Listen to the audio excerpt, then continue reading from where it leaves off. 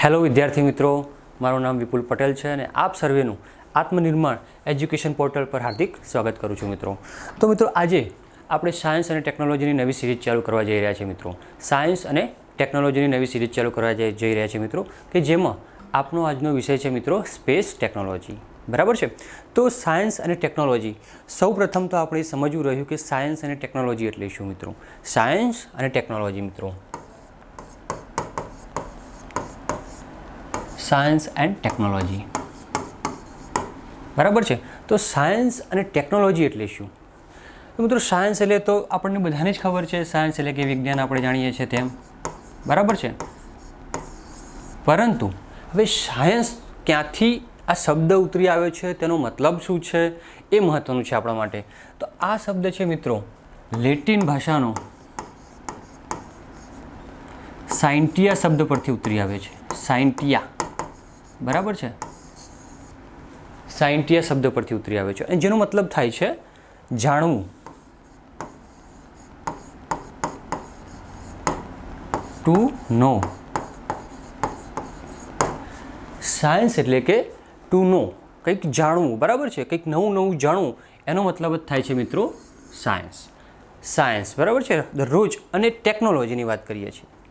Technology એટલે કે દરરોજના જીવનમાં, રોજબરોજના જીવનમાં સાયન્સનો આપણે કેવી રીતના ઉપયોગ કરીએ છીએ. રોજબરોજના જીવનમાં આપણે સાયન્સનો કેવી રીતના ઉપયોગ કરીએ છીએ તેને આપણે ટેકનોલોજી કહીશું, કે જેને આપણે કહી શકીએ છીએ કે science in action. Science in action, બરાબર છે. એટલે કે રોજબરોજના જીવનમાં વિજ્ઞાનનો આપણે કેવી રીતના ઉપયોગ કરીએ છીએ અને તેનાથી માનવ જાતિને કેવી રીતના ફાયદો થાય છે તે વસ્તુ આપણે સાયન્સ અને ટેકનોલોજીમાં કરીએ છીએ. અને તેનું જ મહત્ત્વનું ઉદાહરણ આપણે જોઈએ તો આજે આપણે જે આપણો ટૉપિક છે સ્પેસ ટેકનોલોજી. બરાબર છે. સ્પેસ ટેકનોલોજી આપણે જોઈએ મિત્રો તો બહુ જ વાસ્ટ એનો સિલેબસ છે, બહુ જ મોટો સિલેબસ છે. આપણે સાયન્સ અને ટેકનોલોજીમાં જે મહત્ત્વના જે ડિપાર્ટમેન્ટ છે, જેમ કે સ્પેસ ટેકનોલોજીમાં જોઈશું તો ઇસરો જોઈશું, તે જ પ્રમાણે આપણે જોઈશું DRDO, કે જે ડિફેન્સ સેક્ટરમાં આવશે. ડિફેન્સમાં આવશે મિત્રો, ડિફેન્સ સેક્ટરની વાત કરીએ છીએ તો. બરાબર છે, ડિફેન્સ સેક્ટર. એ જ પ્રમાણે આપણે બાયોટેકનોલોજીનો પણ અભ્યાસ કરીશું સાયન્સ એન્ડ ટેકનોલોજીમાં. તો આપણે એક પછી એક દરેક ચેપ્ટર જેમ જેમ આપણે ટાઈમ અનુકૂળ હશે મિત્રો તેમ તેમ આપણે લેતા જઈશું. તો આજનો જે આપણો ટૉપિક છે સ્પેસ ટેકનોલોજી. તો આપણે સ્પેસ ટેકનોલોજીમાં શું શું ભણવાના છીએ, બરાબર છે, શું શું ભણવાના છે, એમાં શું શું અભ્યાસ કરવાના છીએ તે સૌપ્રથમ આપણે પરિચય મેળવી લઈએ. તો ઇન્ટ્રોડક્શનમાં જોઈએ મિત્રો તો શું છે, તો સૌપ્રથમ તો આપણે જે મહત્ત્વની સંસ્થાઓ છે સ્પેસ ટેકનોલોજી, અવકાશ વિભાગ સાથે અથવા તો જે અવકાશ પ્રૌદ્યોગિકી સાથે જે સંસ્થાઓ સંકળાયેલી છે, બરાબર છે, ઇમ્પોર્ટન્ટ ઇન્સ્ટિટ્યુશન્સ જે સંકળાયેલી છે એ બધી સંસ્થાઓનો આપણે અભ્યાસ કરીશું. તો સૌપ્રથમ તો આપણે જોઈએ તો અહીંયા લખ્યું છે ઇસરો અને તેની સંલગ્ન સંસ્થાઓનો આપણે અભ્યાસ કરીશું. બરાબર છે. જરા અહીંયા ગ્રામેટિકલ મિસ્ટેક છે ગુજરાતીમાં, એ જરા આપ સુધારી લેશો. સંલગ્ન સંસ્થાઓ છે, બરાબર છે. તે જ પ્રમાણે અંતરિક્ષ આયોગ. તો જ્યારે પણ આપ રોજબરોજનું જ્યારે અખબાર વાંચો છો, છાપું વાંચો છો, બરાબર છે, તો જ્યારે પણ કોઈ પણ મિશન ઇસરો દ્વારા કરવામાં આવ્યું છે ત્યારે તેને બહુ મહત્ત્વ આપવામાં આવે છે. એનું કારણ છે કે સૌથી મહત્ત્વની કોઈ પણ જો સ્પેસ એજન્સી હોય મિત્રો ભારત માટે તો તે છે ઇસરો, કે જેનું ફૂલ ફોર્મ થાય છે ઇન્ડિયન સ્પેસ રિસર્ચ ઓર્ગેનાઇઝેશન. શું છે મિત્રો? Indian space research organisations. બરાબર છે. તો તેની સ્થાપનાને જે છે મિત્રો આપણે બધું જ વિગતવાર અભ્યાસ કરવાના છે. તેની સ્થાપના ક્યારે થઈ, તેનું કાર્ય શું છે, બરાબર છે, તે ક્યાં આવેલી છે, તેનું હેડક્વાર્ટર ક્યાં છે, તેની સાથે કઈ કઈ સંસ્થાઓ જોડાયેલી છે, બરાબર છે. તે જ પ્રમાણે અંતરિક્ષ આયોગની સ્થાપના કરવામાં આવી છે.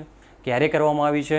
તો આપણને ખબર છે કે અંતરિક્ષ આયોગની સ્થાપના 1972માં કરવામાં આવી છે. તે જ પ્રમાણે અંતરિક્ષ વિભાગ, ડિપાર્ટમેન્ટ ઓફ સ્પેસ, તેની સ્થાપના પણ 1972માં જ કરવામાં આવી છે. તો આ જે સંસ્થાઓ છે તેનો આપણે વિગતવાર અભ્યાસ કરીશું. ત્યારબાદ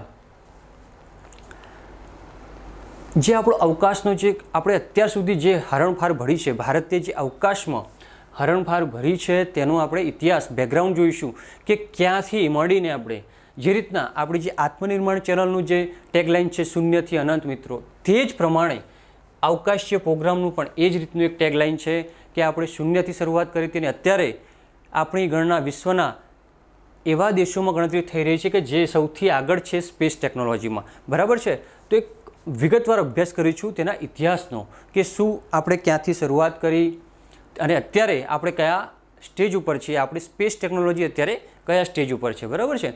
ત્યારબાદ ઓર્બિટ વિશે જાણીશું, કક્ષા, બરાબર છે. કક્ષા, તો કક્ષાનો બેઝિક ખ્યાલ હું તમને આપી દઉં તો કક્ષા શું છે.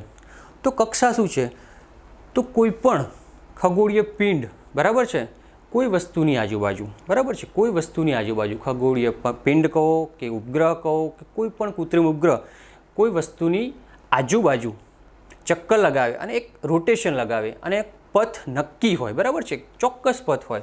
દાખલા તરીકે આપણે આ પૃથ્વી છે, બરાબર છે, હવે એમાં ઇલિપ્ટિકલ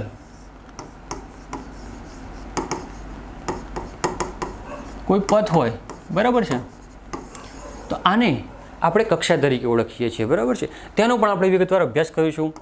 કક્ષાઓના પ્રકાર કેટલા છે, તો સામાન્ય રીતે આપણે જોઈએ તો કક્ષાના 3 પ્રકાર છે, બરાબર છે, કે એક તો લિયો લો અર્થ ઓર્બિટ, મિયો મિડલ અર્થ ઓર્બિટ અને ત્રીજી જે છે જીઓ સિંક્રોનસ અને જીઓ સ્ટેશનરી ઓર્બિટ, બરાબર છે. સૌથી મહત્ત્વની જો આપણા માટે ભારત માટે મહત્ત્વની હોય તો જીઓ સિંક્રોનસ અને જીઓ સ્ટેશનરી છે, બરાબર છે. તેનો પણ આપણે વિગતવાર અભ્યાસ કરવાના છે. ત્યારબાદ સૌથી મહત્ત્વનો પોઈન્ટ જે છે કે જે જીપીએસસી તેમજ ક્લાસ 3માં પણ ઘણીવાર ક્વેશ્ચન્સ પૂછાય છે, મેન્સમાં અને ઓબ્જેક્ટિવમાં પણ, satellite launching vehicle. Satellite launching vehicle એટલે કે ઉપગ્રહ છે મિત્રો, આપણે ઉપગ્રહ બનાવ્યો છે, બરાબર છે. હવે તેને જ્યારે આપણે કોઈપણ કક્ષામાં પ્રસ્થાપિત કરવાનો હોય, કોઈપણ કક્ષામાં પ્રસ્થાપિત કરવાનો હોય તો તેના માટે જે રોકેટ છે તેને આપણે પ્રક્ષેપણ યાન કહીશું. શું કહીશું? પ્રક્ષેપણ યાન.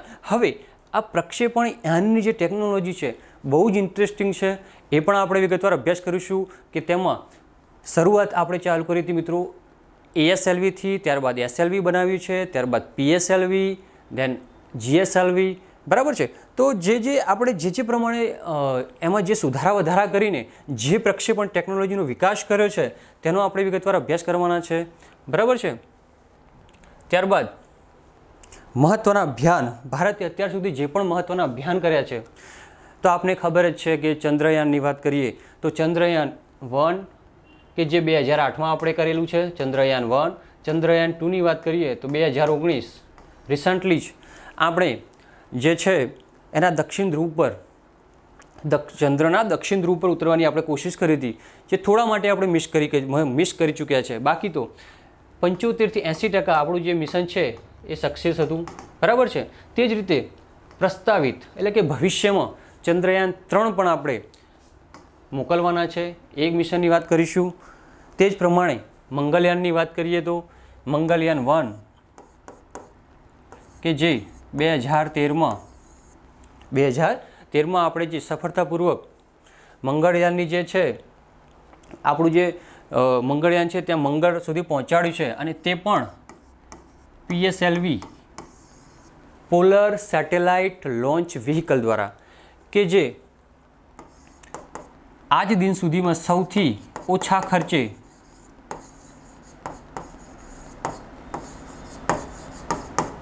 મંગળ સુધી પહોંચનાર પ્રથમ દેશ બન્યો છે.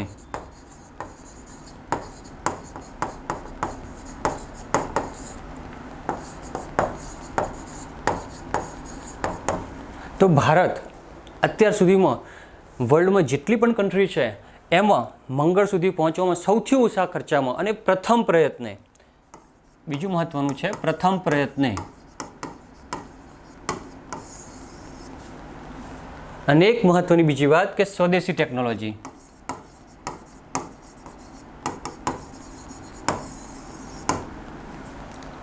જ્યારે અત્યારે આપણે જાણીએ છીએ કે આત્મનિર્ભરની વાત થઈ રહી છે ત્યારે આપણે ઈસરો જે છે શરૂઆતથી જ સ્વદેશી ટેકનોલોજી વિકસાવી રહી છે અને જે આવા મંગળયાન જેવા જે મહત્ત્વના મિશનો છે તેને પણ બહુ સફળતાપૂર્વક પાર પાડ્યા છે. ત્યારબાદ આપણે આદિત્ય L1નો અભ્યાસ કરીશું કે જે સૂર્ય માટે પ્રસ્તાવિત છે, હજુ મોકલ્યું નથી. આ મિશન હજુ આપણે સ્ટાર્ટ નથી કર્યું, મતલબ કે પ્રસ્તાવિત છે. તે જ પ્રમાણે ગગનયાન બહુ જ ચર્ચામાં છે. આ વખતની એક્ઝામમાં 100% આમાંથી ક્વેશ્ચન્સ આવશે જ. ગગનયાન માનવ સહિતનું પ્રથમ યાન છે કે જે ભારત મોકલવા માટેની તૈયારી કરી રહ્યું છે. માનવ સહિતનું પ્રથમ યાન એટલે કે ગગનયાન. અને એના માટે જે પ્રસ્તાવિત છે એની જે પણ એમાં શું શું આપણે ટેકનોલોજીનો ઉપયોગ કરીશું, કેવી રીતના મોકલીશું અને એમાં શું શું કરવાના છે તેનું ડિટેલમાં આપણે અભ્યાસ કરવાના છીએ. બરાબર છે? તો મહત્ત્વના મિશનોનો આપણે અભ્યાસ કરીશું. બરાબર. ત્યારબાદ જે આપણી અત્યાર સુધી આપણે જે છે કહેવાય કે જે નેવિગેશન સિસ્ટમ છે એ દુનિયાના જે બીજા દેશો છે જેમ કે USA, અમેરિકાની જે છે GPS એના પર આપણે આધાર રાખતા હતા, પરંતુ હવેથી આપણી પોતાની નેવિગેશનલ પ્રણાલી IRNSS Indian regional navigational satellite system, Indian regional navigation satellite system.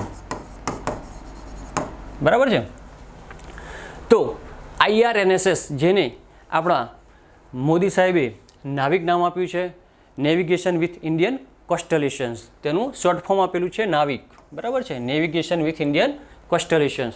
તે જ પ્રમાણે ગગનનો પણ અભ્યાસ કરીશું.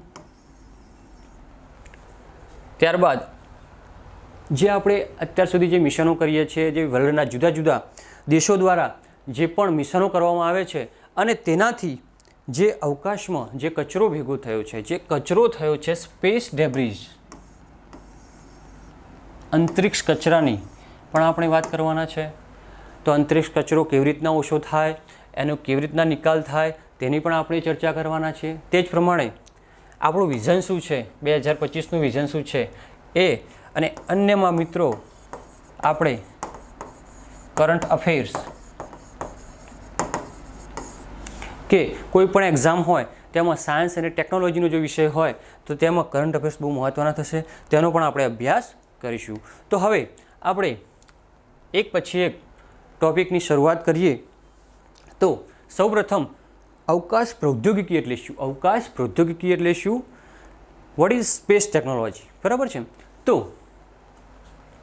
એ સામાન્ય પરિચય આપણે આપવામાં આવે છે. અવકાશ પ્રૌદ્યોગિકી એટલે શું? બરાબર છે? શું લખ્યું છે મિત્રો? વ્યાખ્યા આપવામાં આવી છે. અંતરિક્ષ પ્રૌદ્યોગિકી અવકાશ વિજ્ઞાન દ્વારા સ્પેસ ફ્લાઇટ ઉપગ્રહો અવકાશમાં સંશોધન કરવા હેતુ માટે વિકસાવવામાં આવેલી પ્રૌદ્યોગિકી છે. What is space technology? તો આપણે જે સ્પેસ શટલો મોકલીએ છીએ, જે ઉપગ્રહો બનાવીએ છીએ અને જે અવકાશમાં જે સંશોધનો કરીએ છીએ અને એ બધાનો જે સરવાળો છે, એ બધાનું જ્યારે આપણે ભેગું કરીએ છીએ એને આપણે સ્પેસ ટેકનોલોજી કહીશું. બરાબર છે? તો શેનો સમાવેશ થાય છે? અહીંયા એ જ લખ્યું છે કે સ્પેસ ટેકનોલોજીમાં સ્પેસ શટલ, કૃત્રિમ ઉપગ્રહો, સ્પેસ સ્ટેશનો, અવકાશીય સંશોધનોનો સમાવેશ થાય છે. બરાબર છે? આપણે અહીંયાથી બેઝિકથી માંડીને જે હાઈ લેવલનું જે પણ સ્પેસ ટેકનોલોજીમાં જે પણ આવે છે બધાનો અભ્યાસ કરવાના છે અને વિગતવાર અભ્યાસ કરવાના છે. બરાબર? તો શું શું સમાવેશ થાય છે સ્પેસ ટેકનોલોજીમાં તે પણ આપણે જોઈ લીધું છે કે સ્પેસ શટલ, કૃત્રિમ ઉપગ્રહો છે, પછી અવકાશીય સંશોધનો માટે જે પણ આપણે ત્યાં નવા જે પ્રયોગો કરીએ છીએ તે બધાનો જ સમાવેશ સ્પેસ ટેકનોલોજીમાં થાય છે, એટલે કે અવકાશીય પ્રૌદ્યોગિકીમાં થાય છે. બરાબર છે? હવે આગળ જોઈશું. તો અવકાશીય પ્રૌદ્યોગિકીમાં આટલા મોંઘા આપણે સેટેલાઇટ બનાવીએ છીએ. બરાબર છે? આપણને ખબર છે કે ઈસરો, સ્પેસ એપ્લિકેશન સેન્ટર, આ બધી જે સંસ્થાઓ છે કરોડો રૂપિયાના ખર્ચે કૃત્રિમ ઉપગ્રહો બનાવે છે બરાબર છે. તો એનું શું મહત્ત્વ છે, એનું શું મહત્ત્વ છે, શા માટે બનાવે છે, એનું શું મહત્ત્વ છે એ જ અહીંયા આપણને બતાવે છે. અવકાશ પ્રૌદ્યોગિકીનું શું મહત્ત્વ છે, space technology. What is important of space technology? સૌથી મહત્ત્વનું તો આ છે હવામાનનું પૂર્વાનુમાન. હવામાનનું પૂર્વાનુમાન એટલે કે we can say that disaster management. Disaster management.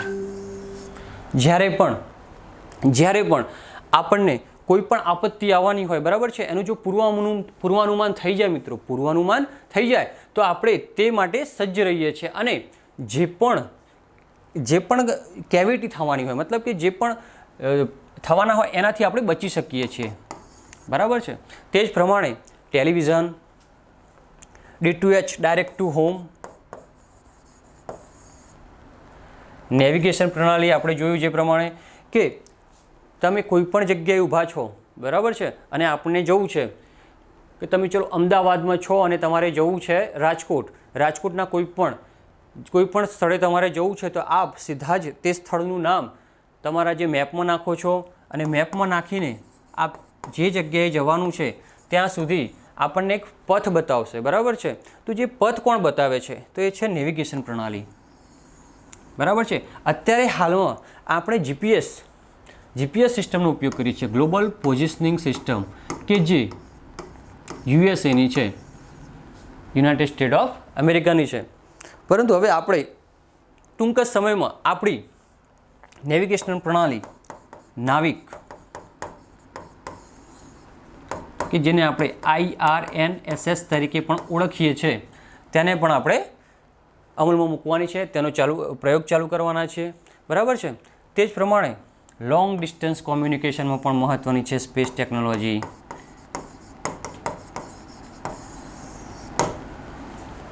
તો અત્યારે જ્યારે COVID-19 છે, સ્કૂલો કોલેજો બધું બંધ છે, મહત્ત્વની જો કોઈ પણ હોય તો Tally educations, long distance communications. બરાબર છે. તો શું મહત્ત્વ છે અવકાશ પ્રૌદ્યોગિકીનું? આપ જોઈ શકો છો કે ટેલી એજ્યુકેશન અત્યારે 2020માં સૌથી ફેવરેટ ચાલી રહ્યું છે. બરાબર છે. તે જ પ્રમાણે હવામાન પૂર્વાનુમાન, ડિઝાસ્ટર કેવી રીતના રોકી શકાય, બરાબર છે, નેવિગેશનલ પ્રણાલી. તો આ બધા મહત્ત્વના જે ઉપયોગો છે તેના કારણે થઈને સ્પેસ ટેકનોલોજીનું જેમ દિવસોમાં બહુ જ મહત્ત્વ વધી રહ્યું છે. હવે આગળની વાત કરીએ તો એક વાત કરીએ કે આપણે જે ભારતમાં જે છે સ્પેસ ટેકનોલોજીના પાયા કેવી રીતના આવ્યા, પાયા કેવી રીતના મંડાણા, બરાબર છે, કેવી રીતના આપણે સ્પેસ ટેકનોલોજીમાં આપણો વિકાસ કેવી રીતના થયો છે તેની વાત કરીએ. બરાબર છે. તો મહત્ત્વની સંસ્થાઓની વાત કરીએ તે પહેલાં આપણે એનો થોડો ઇતિહાસ જાણી લઈએ. બરાબર છે. તો સૌપ્રથમ તો વાત કરીએ તો જ્યારે પણ સ્પેસ ટેકનોલોજીની વાત આવે ત્યારે ભારતને આપણને ખબર છે કે આપણે 1947માં આઝાદ થયા છીએ. બરાબર છે. હવે જ્યારે આપણે બધા જ જાણીએ છીએ કે વર્લ્ડ વોર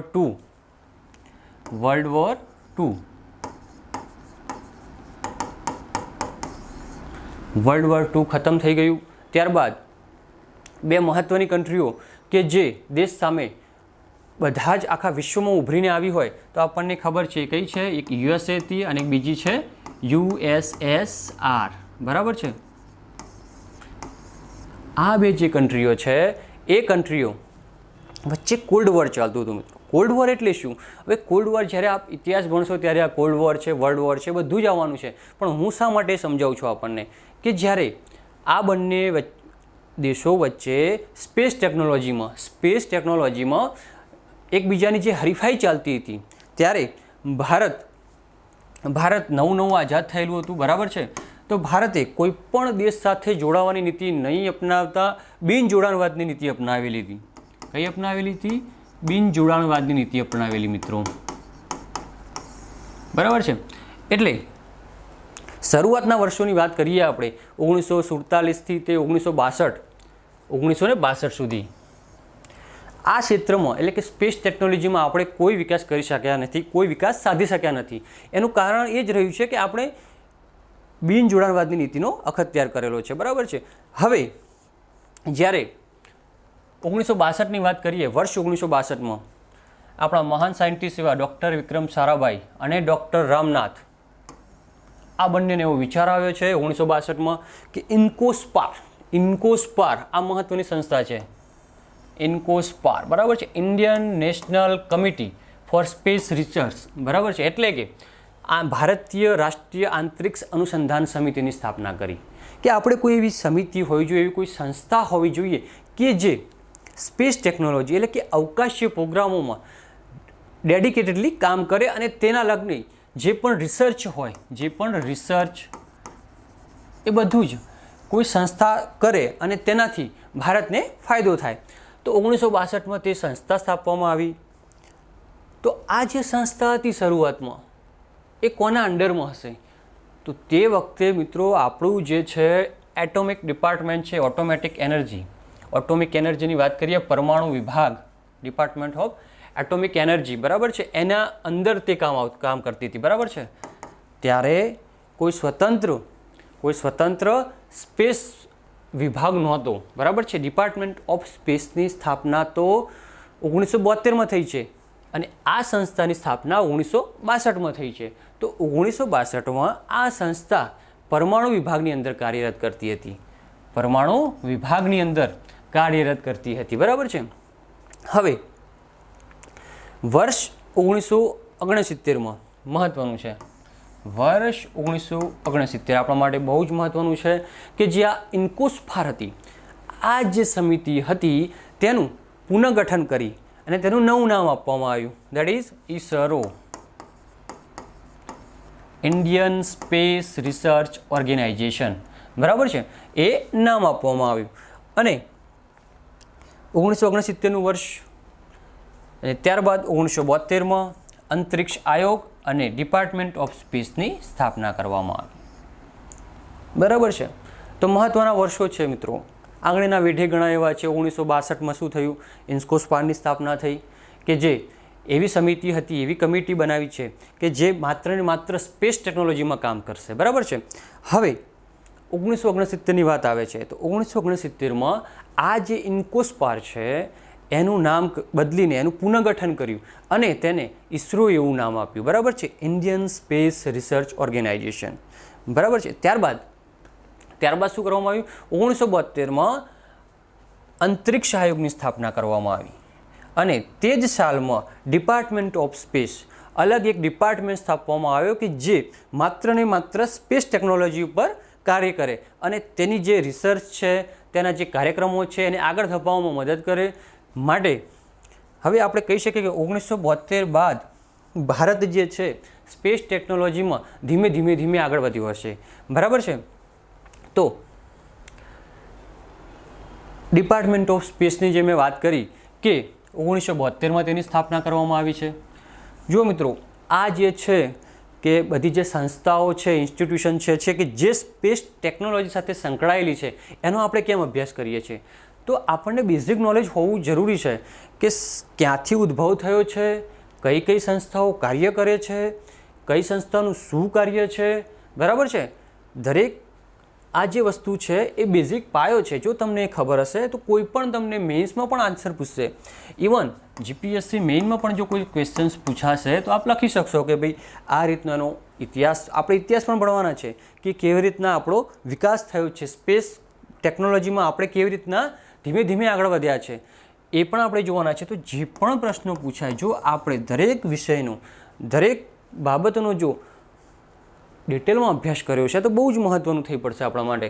તો આપ જોઈએ હવે કે જે સંસ્થાઓ સંકળાયેલી છે એનો આપણે એક પછી એક અભ્યાસ કરવાના છે.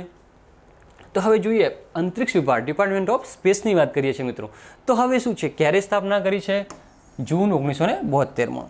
અને એનું હેડક્વાર્ટર ક્યાં છે? બેંગલુરુ.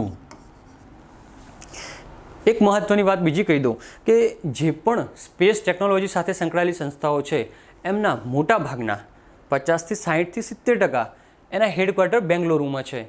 50થી 60થી 70% કે એમના હેડક્વાર્ટર બેંગલુરુમાં છે. હવે આ અંતરિક્ષ વિભાગની જે સ્થાપના કરી, શા માટે સ્થાપના કરવી પડી?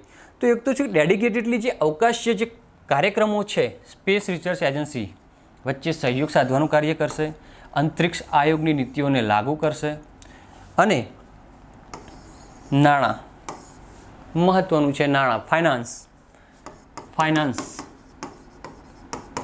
Finance assistance.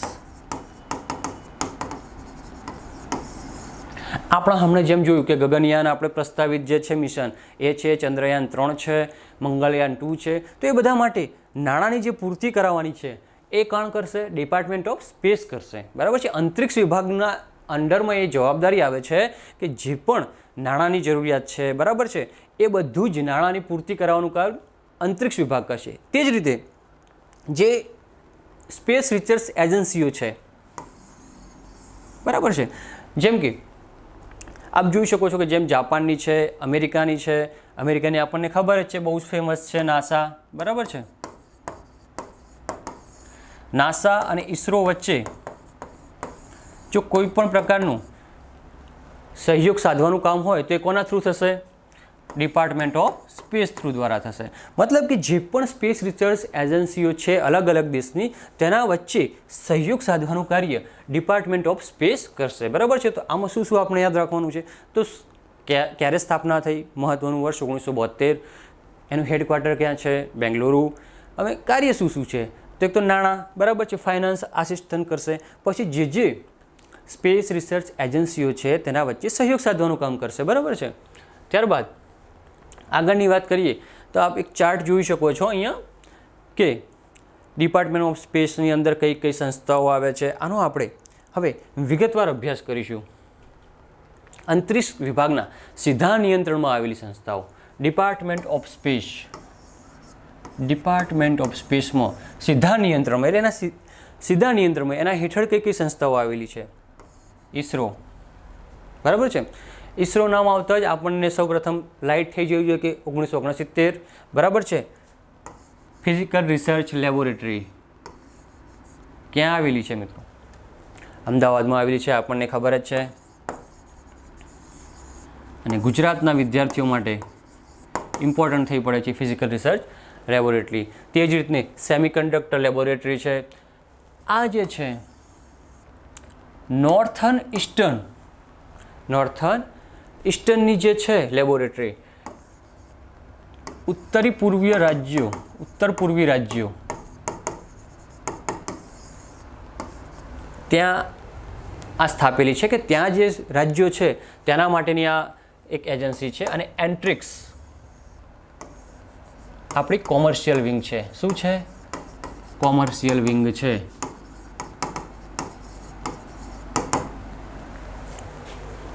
હવે સૌ પ્રથમ જોઈએ તો ઈસરો. જ્યારે પણ તમે સ્પેસ ટેકનોલોજીનો અભ્યાસ કરો અને જો ઈસરો વિશે પૂરેપૂરું ન જાણો તો તમે સ્પેસ ટેકનોલોજીમાં કશું જ ભણ્યા નથી એવું તમને લાગવું જોઈએ. ISRO is the most IMP institute in our country as well as in world today. આપ જોઈ શકો છો એનું ફૂલ ફોર્મ શું છે. હવે જે ફૂલ ફોર્મને જે છે તો ક્લાસ 3 લેવલમાં પૂછાય છે, બરાબર છે, એટલા માટે આપણે લખ્યા પણ છે. પરંતુ આપણને દરેક વસ્તુનો ખ્યાલ હોવો જોઈએ કે ઈસરો એટલે શું? Indian space research organisation. સ્થાપના ક્યારે થઈ છે? 15 ઓગસ્ટ 1969 જોઈ શકો છો. અને હેડક્વાર્ટર બેંગલુરુ, બરાબર છે. તો એની એક ફિગર પણ આપણને જોવામાં આપી છે કે જે અહીંયા જે છે મિત્રો એ શું છે? લોન્ચિંગ વ્હીકલ છે.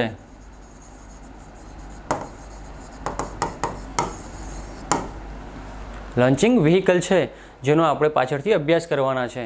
જેમ સ્ટેપ બાય સ્ટેપ જેમ એનો વિકાસ થયો છે, ડેવલપમેન્ટ જેમ થયું છે તેમ તે બતાવવામાં આવ્યું છે. બરાબર છે. હવે ઈસરો શું કાર્ય કરશે? ઈસરોનું કાર્ય શું છે?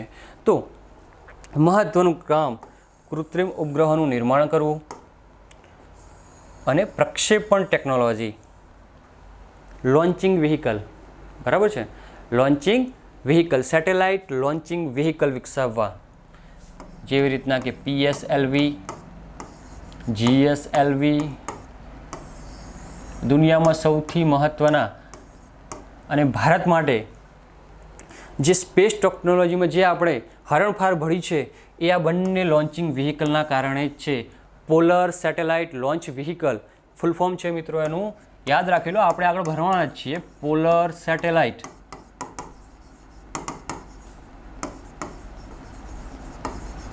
Launch vehicle. તે જ પ્રમાણે જીઓસિન્ક્રોનસ સેટેલાઇટ લોન્ચ વ્હીકલ. બરાબર છે. આ બે પ્રક્ષેપણયાન ટેકનોલોજી છે. પ્રક્ષેપણયાન બનાવવા આ જે છે ટેકનોલોજી વિકસાવી, બરાબર, તમે રિસર્ચ કર્યું, કોઈ પણ ટેકનોલોજી બનાવી, હવે તેને બનાવવા પડે છે, બરાબર. તે બનાવવાનું કાર્ય પણ આપણી સંસ્થા જે છે ઇસરો કરે છે. અને 2019માં આપ સૌને ખબર જ હશે આપણે ચંદ્રયાન 2 મિશન કર્યું હતું, બરાબર છે. એ દક્ષિણ ધ્રુવ પર આપણે જે લેન્ડરને જે લેન્ડ કરાવવાનું હતું મિત્રો, એ 2 કિલોમીટર જેટલું બાકી હતું અને તેનો સંપર્ક તૂટી ગયો હતો. એટલે કે 70 થી 80% આપણું જે મિશન છે એ સફળ રહ્યું હતું. અત્યારે હાલ આપણે જોઈએ તો ઇસરોના ચેરમેન કોણ છે? કે સિવાન. કે સિવાન અત્યારે તેના ચેરમેન છે, બરાબર છે, અધ્યક્ષ છે તેના ઇસરોના. આ મહત્વની વ્યક્તિ છે કે સિવાન, ક્લાસ 3 એક્ઝામ માટે, બરાબર છે.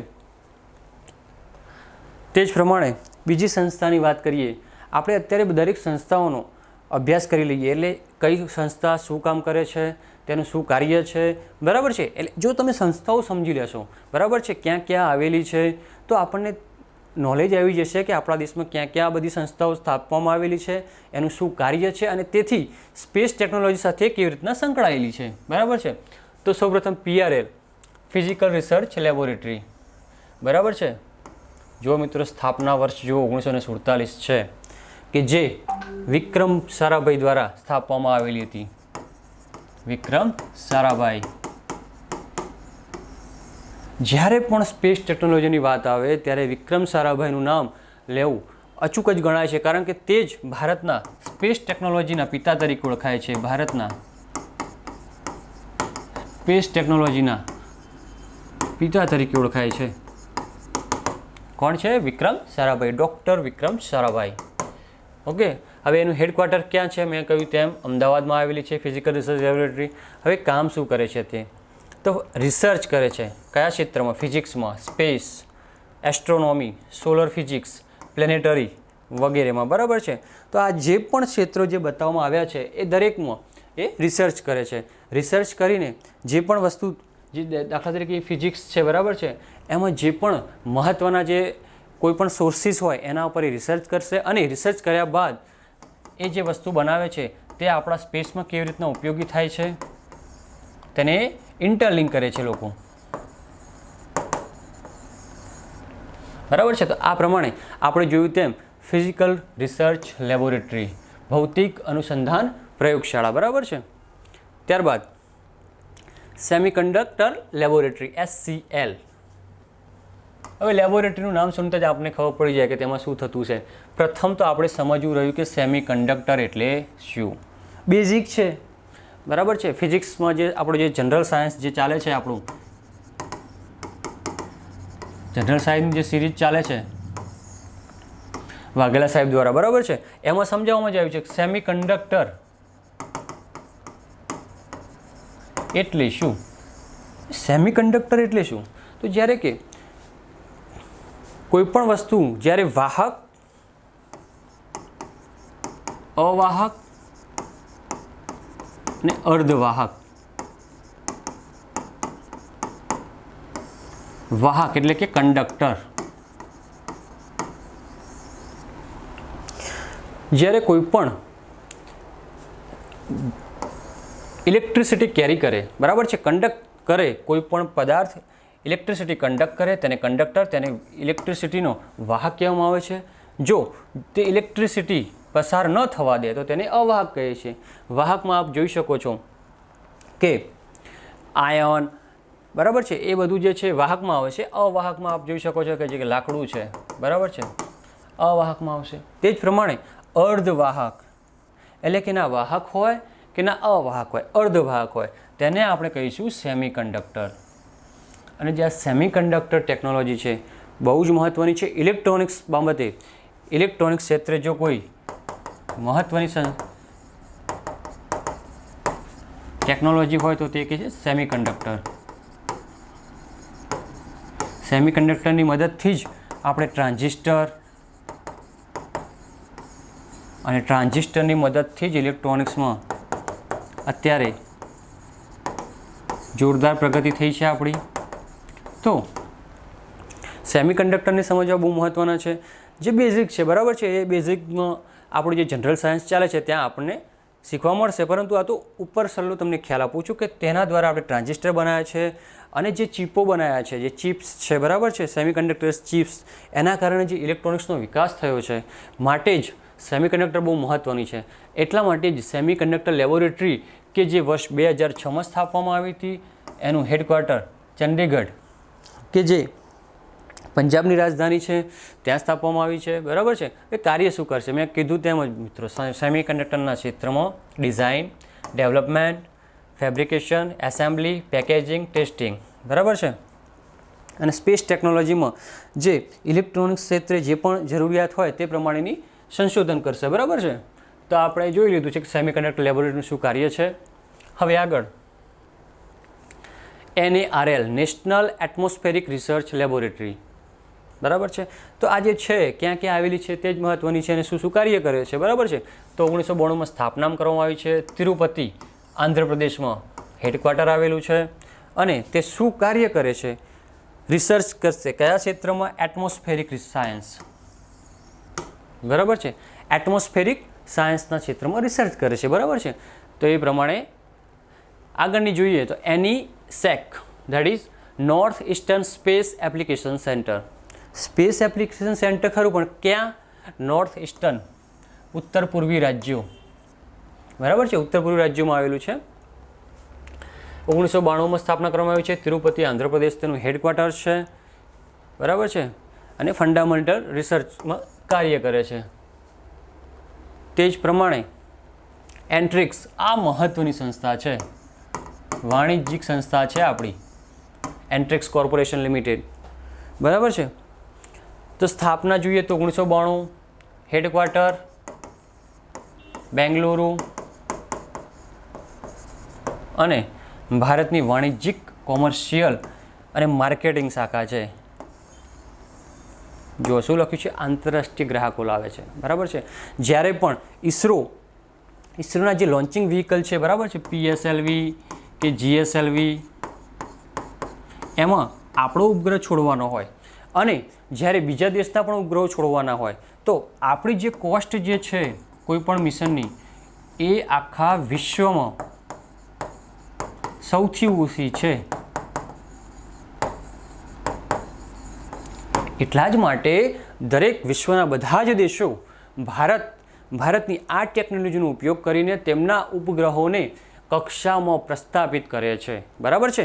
ફરીથી કહું છું કે શા માટે એન્ટ્રિક્સ શા માટે બનાવવી પડી? કારણ કે તે જે આંતરરાષ્ટ્રીય ગ્રાહકો છે, વિશ્વના જે દેશો છે, જ્યારે તેમને તેમના ગ્રહો નિર્ધારિત કક્ષામાં સ્થાપિત કરવા હોય અને તે પણ મિનિમમ કોસ્ટમાં, કેવી મિનિમમ કોસ્ટ, સૌથી ઓછી કોસ્ટમાં, ત્યારે તે ભારતની જે ઇસરો સંસ્થા છે તેના દ્વારા તે પ્રસ્થાપિત કરે છે. એટલે આ જે છે એ માર્કેટિંગ કરે છે અને ગ્રાહકો લાવે છે બરાબર છે. કોમ્યુનિકેશનનું કાર્ય કરે છે એન્ટ્રિક્સ બરાબર છે. ક્યાં આવેલી છે? તો બેંગલુરુમાં આવેલી છે.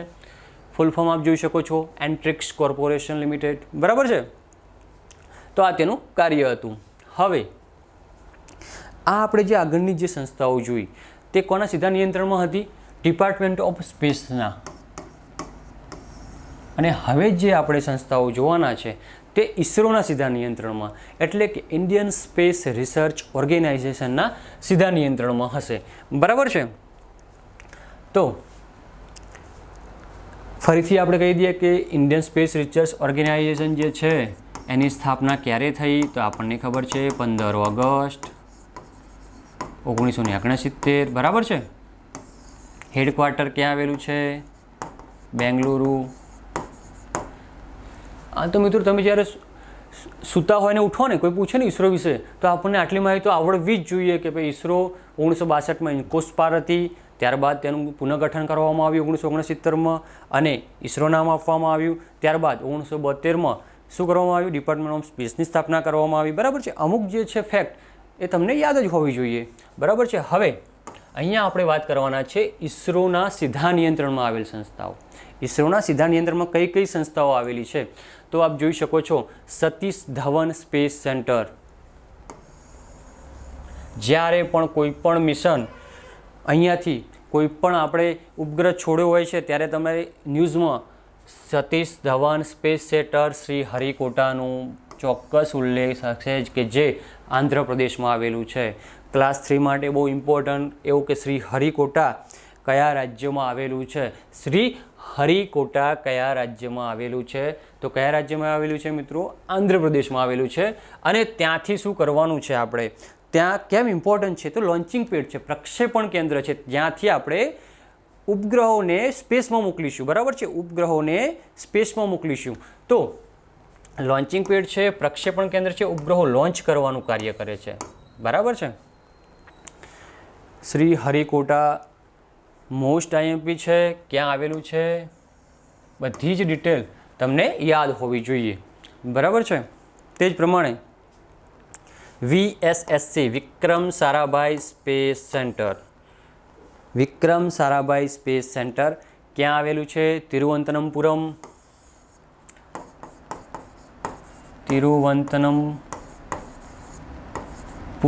બરાબર છે.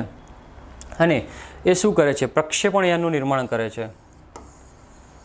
PSLV અને GSLV નું જે નિર્માણનું કાર્ય જે છે એ અહીંયા કેરળમાં થાય છે. બરાબર છે.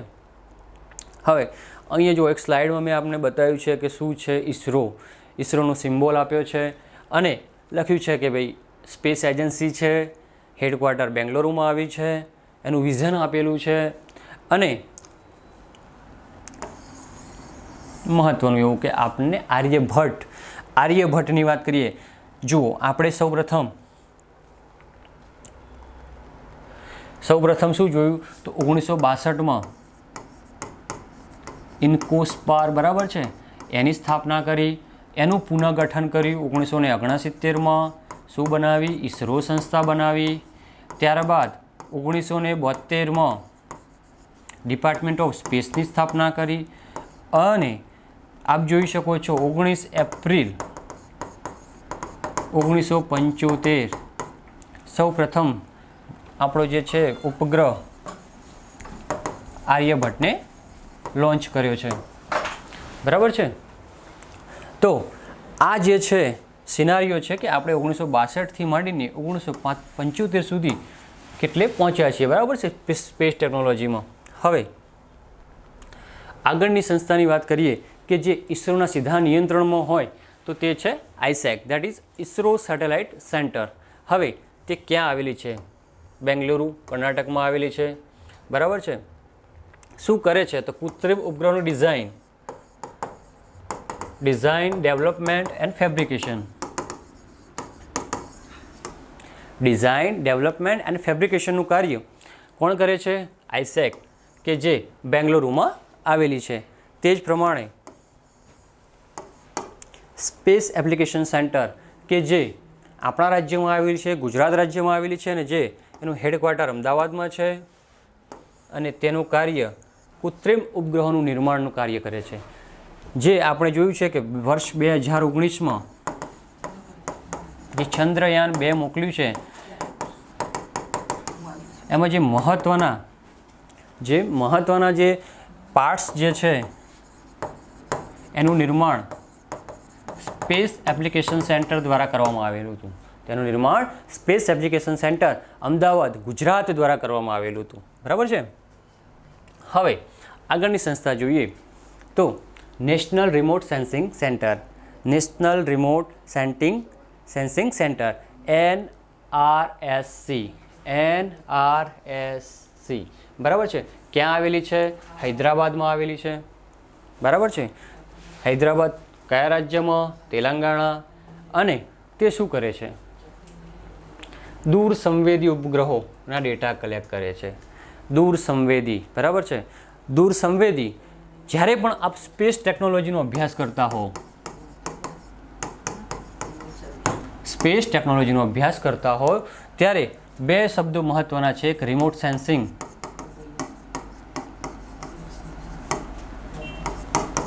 એટલે કે દૂર સંવેદી ઉપગ્રહો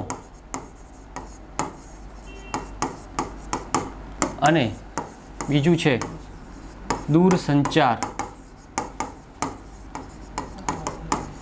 ઉપગ્રહો.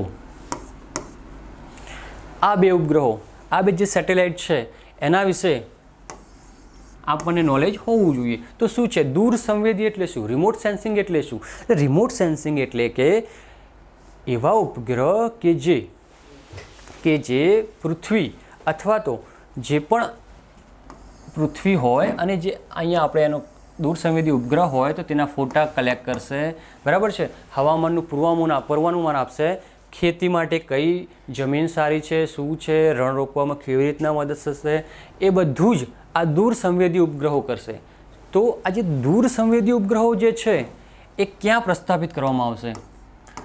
તો મોટા ભાગે તે લો અર્થ ઓર્બિટમાં એટલે કે નિમ્ન ભૂકક્ષામાં આ ઉપગ્રહો સ્થાપિત કરવામાં આવે છે. એનું કારણ શું છે? તેનું કારણ એ જ છે કે જેમ નજીક હોવ એમ તમારી જે ઇમેજ છે ફોટાની એ સારી આવે ને તેનાથી આપણને ડેટા સારો કલેક્ટ થાય, બરાબર છે. તે જ પ્રમાણે જે કોમ્યુનિકેશન સેટેલાઇટ છે, કોમ્યુનિકેશન જે સેટેલાઇટ છે એને આપણે ક્યાં પ્રસ્થાપિત કરીશું? તો તેને આપણે જીઓ ઓર્બિટ જે છે જીઓ ઓર્બિટમાં પ્રસ્થાપિત કરીશું, બરાબર છે. એટલે કે જીઓમાં બે છે કક્ષાઓ, કઈ તો કે જીઓ સિંક્રોનસ ઓર્બિટ અને geostationary orbit. Geosynchronous orbit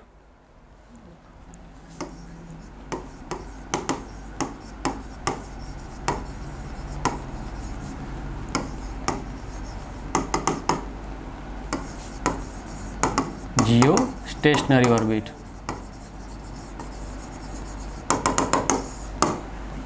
આ બંને કક્ષાઓમાં આપણે કોમ્યુનિકેશન સેટેલાઇટને પ્રસ્થાપિત કરવાના છે, બરાબર છે.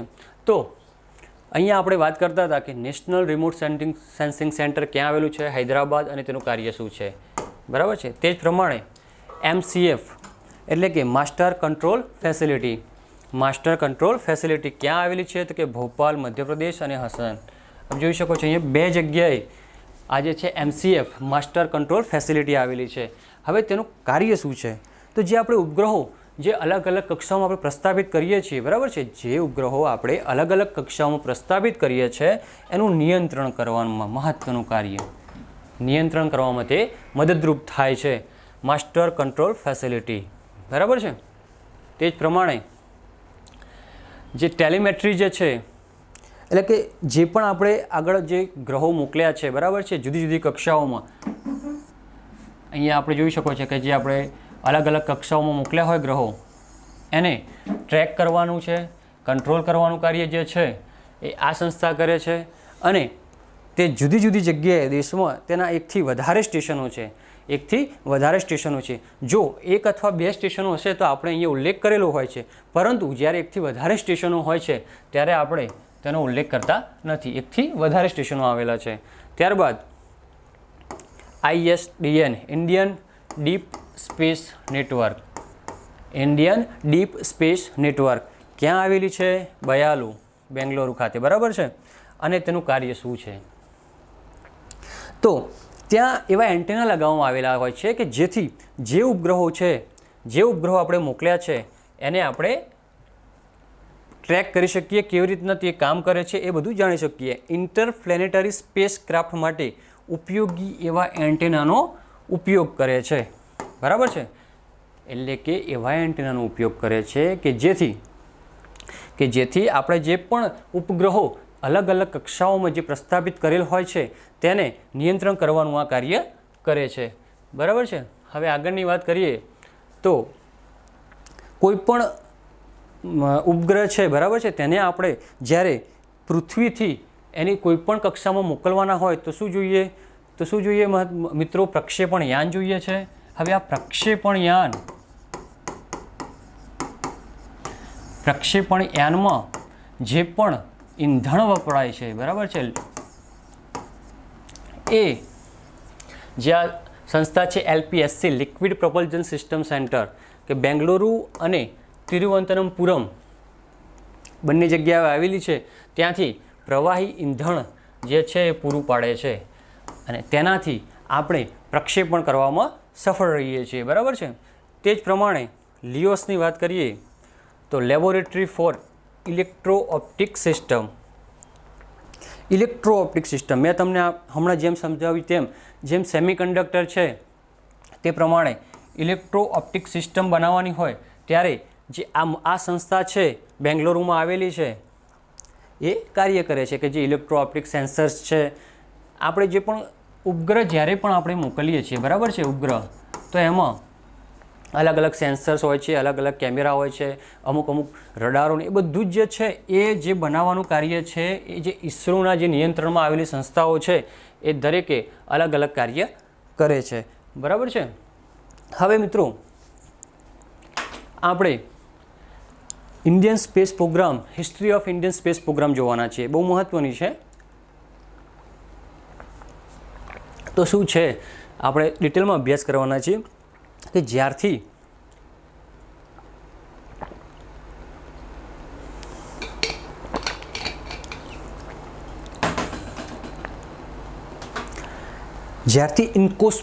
ઇન્કોસ્પાર એટલે કે ભારતીય રાષ્ટ્રીય અંતરિક્ષ અનુસંધાન સમિતિની સ્થાપના થઈ ત્યારથી માંડીને આજ દિન સુધી આપણે અંતરિક્ષમાં શું કાર્ય કર્યું છે, કેટલા મિશનો કમ્પ્લીટ કર્યા છે, તે બધાની એક ઇતિહાસ છે. આ ઇતિહાસ કેમ ભણવો જરૂરી છે તો આપણને ખ્યાલ આવશે કે આપણે ક્યાંથી શરૂઆત કરી છે અને આજ દિન સુધી આપણે કેવા કાર્ય કર્યા છે સ્પેસ ટેકનોલોજીમાં, બરાબર છે. તો સૌપ્રથમ તો આપણને ખબર છે કે 1962માં ઇન્કોસ્પારની સ્થાપના ડૉક્ટર વિક્રમ સારાભાઈ અને ડૉક્ટર રામનાથ દ્વારા કરવામાં આવી છે. કોના દ્વારા કરવામાં આવી હતી? ડૉક્ટર વિક્રમ સારાભાઈ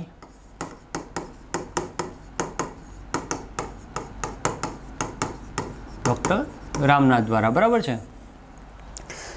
તો એમને એવો વિચાર આવ્યો કે ભાઈ સ્પેસ ટેકનોલોજીમાં અવકાશ ક્ષેત્રે કોઈ એવી અલગ કમિટી હોવી જોઈએ, અલગ સંસ્થા હોવી જોઈએ કે જે તેના પર પર્ટિક્યુલરી કામ કરે. તો એના માટે એમને ઇન્કોસ્પારની સ્થાપના કરી 1962માં. હવે આ જ સંસ્થાને વર્ષ 1969માં 15 ઓગસ્ટ 1969માં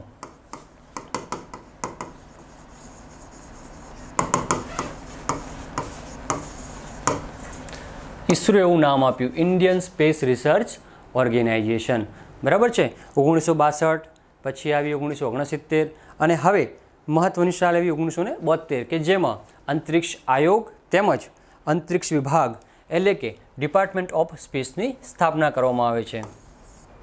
અંતરિક્ષ આયોગ તથા ડિપાર્ટમેન્ટ ઓફ સ્પેસ કે જે આપણે હમણાં જોઈ ચૂક્યા છે કે ડિપાર્ટમેન્ટ ઓફ સ્પેસની ક્યારે સ્થાપના કરી છે, જૂન 1972. એનું હેડક્વાર્ટર ક્યાં આવેલું છે તો કે બેંગલુરુ. એનું કાર્ય શું છે તો કે જે ઉપગ્રહો બનાવવાની જે સંસ્થા છે, બરાબર છે, ઈસરોને જે છે એમને નાણાં પૂરું પાડવાનું કાર્ય કરે છે, તેમજ જે આંતરરાષ્ટ્રીય લેવલે જે પણ સ્પેસ એજન્સીઓ છે તેમની વચ્ચે સહકાર સાધવાનું કાર્ય અંતરિક્ષ વિભાગ કરે છે, બરાબર છે. તો 1962માં શું થયું મિત્રો? ઇન્કોસ્પારની સ્થાપના, એનું નામ બદલીને 1969માં ઈસરો નામ આપવામાં આવ્યું. 1972માં અંતરિક્ષ આયોગ અને અંતરિક્ષ વિભાગની સ્થાપના કરવામાં આવી. અને હવે જે મહત્ત્વની સાલ આવે છે તે ભારત માટે એક લેન્ડમાર્ક છે કે જે 19 એપ્રિલ 1975ના રોજ આર્યભટ્ટ સૌપ્રથમ ઉપગ્રહ કે જે આપણે બૈકાનુર ખાતેથી લોન્ચ કર્યો છે, બરાબર છે. સૌપ્રથમ આપણો ઉપગ્રહ છે કે જેને ઉપગ્રહ બનાવ્યો છે આપણે, પરંતુ લોન્ચ કોના દ્વારા કરવામાં આવે છે? જુઓ, યુએસએસઆરના ઇન્ટરકોસ્મોસ રોકેટયાન દ્વારા, બરાબર છે. તો 1962 થઈ ગયું, 1969 થઈ ગયું, 1972 થઈ ગયું, 1975 થઈ ગયું, બરાબર છે. 4 વસ્તુ થઈ ગઈ છે. જુઓ, 1962, ત્યારબાદ 1969, 1972 ને 1975, બરાબર છે. 1975 સુધી આપણે આવ્યા છીએ. હવે આગળ જોઈએ તો સૌપ્રથમ 1975 બાદ 4 વર્ષ બાદ જ 1979માં આપણે પ્રાયોગિક ઉપગ્રહ રિમોટ સેન્સિંગ, મેં વાત કરી હતી ને રિમોટ સેન્સિંગ એટલે કે દૂર સંવેદી ઉપગ્રહો, દૂર સંવેદી ઉપગ્રહ કયો? ભાસ્કર-1 લોન્ચ કરવામાં આવ્યો છે. હવે પ્રાયોગિક એટલે કે પ્રયોગ માટે જે લોન્ચ કરવામાં આવ્યો છે એનું કામ શું છે ત્યાં? તો ભારતના વૈજ્ઞાનિકો એ જાણવા માગતા હતા કે તેમને જે બનાવેલા જે છે આ જે ભાસ્કર-1 નામનો જે સેટેલાઇટ બનાવ્યો છે તે વર્કિંગ બરાબર કરે છે કે કેમ? બરાબર છે, વર્કિંગ બરાબર કરે છે કે કેમ તે જાણવા માટે 1979માં તેમને સૌપ્રથમ રિમોટ સેન્સિંગ ઉપગ્રહ લોન્ચ કર્યો છે. બરાબર છે. ત્યારબાદ 1980માં આવીએ છીએ. ત્યારબાદ આપણો પડાવ ક્યાં આવે છે? 1980માં, કે જ્યાં ભારતના પ્રથમ પ્રક્ષેપણયાન, જુઓ અત્યાર સુધી આપણે જે પણ 2 ઉપગ્રહ લોન્ચ કર્યા છે, કયો? 1975માં આર્યભટ્ટ અને 1979માં ભાસ્કર-1. એ બંને બીજા દેશ એટલે કે બીજી કન્ટ્રીમાંથી અને બીજા દેશની જે ટેકનોલોજી છે, જે પ્રક્ષેપણયાન છે, લોન્ચિંગ વ્હીકલ છે, તેનાથી આપણે પ્રક્ષેપણ કરતા હતા.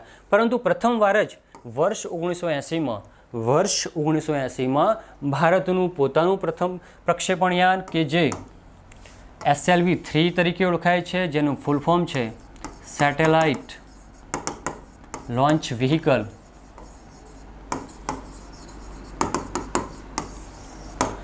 રોહિણી ઉપગ્રહને છોડવામાં આવે છે. મિત્રો, રોહિણી ઉપગ્રહને છોડવામાં આવે છે. તો જ્યારે પણ તમને એક્ઝામમાં પૂછે તો ભારત દ્વારા જે પોતાના પ્રક્ષેપણયાન દ્વારા કયો ઉપગ્રહ સૌપ્રથમ છોડવામાં આવ્યો હતો, તો કયો આવશે? રોહિણી આવશે. બરાબર છે. અને જો સૌથી પ્રથમ ઉપગ્રહ પૂછે, પ્રક્ષેપણયાનની વાત ન કરે અને સૌથી પ્રથમ ઉપગ્રહ પૂછે તો કયો આવશે મિત્રો? આર્યભટ્ટ આવશે, કે જે 1975માં છોડવામાં આવ્યો હતો. બરાબર છે, બૈકાનુર ખાતેથી. હવે આપણે 1979માં જોયું કે ભાસ્કર-1 છોડ્યો છે, 1980માં રોહિણી, હવે 1982માં આવ્યા. બરાબર છે. આ સાલ કેમ મહત્ત્વની છે? તો હવે જેમ જેમ વર્ષ વીતતા ગયા તેમ તેમ કોમ્યુનિકેશન ક્ષેત્રે એટલે કે જે કોમ્યુનિકેશન ક્ષેત્રે જે હરણફાળ દેશો ભરી રહ્યા હતા તેમાં ભારત જો પાછળ રહી જાય તો એના માટે બહુ જ અઘરું હતું. એટલા માટે INSAT-1A નામનો ઉપગ્રહ, INSAT-1A જે કોમ્યુનિકેશન સેટેલાઇટ છે એ અમેરિકાના પ્રક્ષેપણ દ્વારા છોડવામાં આવ્યો છે. બરાબર. પરંતુ પાછળથી આ મિશનને રદ કરવું પડ્યું છે. એ પણ આપણે અહીંયા જોઈ શકીએ છીએ કે 1983માં આ મિશનને રદ કરેલું છે. ત્યારબાદ 1982 જોયું. હવે 1983માં INSAT-1B એનું સફળ પ્રક્ષેપણ કર્યું છે કે જે દૂરસંચાર ઉપગ્રહ છે. હવે દૂરસંચાર ઉપગ્રહની વાત કરીએ તો શેમાં કામ આવશે? આપણે જોયું હતું કે હવામાનનું પૂર્વાનુમાન કરવું હોય અથવા તો તમારે ટેલી એજ્યુકેશન્સ કે જે અત્યારે બહુ જ મહત્ત્વનું છે, ટેલી એજ્યુકેશન છે, એ બધા માટે D2H આ બધા જ માટે ટેલિવિઝન માટે આ મહત્ત્વના ઉપગ્રહો છે. તો 1983માં આપણે સૌપ્રથમ સફળ પ્રક્ષેપણ કર્યું છે. બરાબર છે. હવે આગળની વાત કરીએ તો 1984માં ભારત અને રશિયા, બરાબર છે, ભારત અને રશિયા દ્વારા સંયુક્ત માનવયુક્ત મિશન, અંતરિક્ષ મિશન કરવામાં આવ્યું છે. તો તમને એ પણ પ્રશ્ન આવશે જ કે સૌપ્રથમ અવકાશયાત્રી કોણ કે જેમને ભારતના પ્રથમ અંતરિક્ષ યાત્રી કોણ કે જે સૌપ્રથમ સ્પેસમાં ગયા હોય? તો આપણને ખબર છે, બધાને ખબર છે, રાકેશ શર્મા છે. બરાબર છે. અને એ તો બધાને ખબર છે, પણ અંતરિક્ષયાનમાં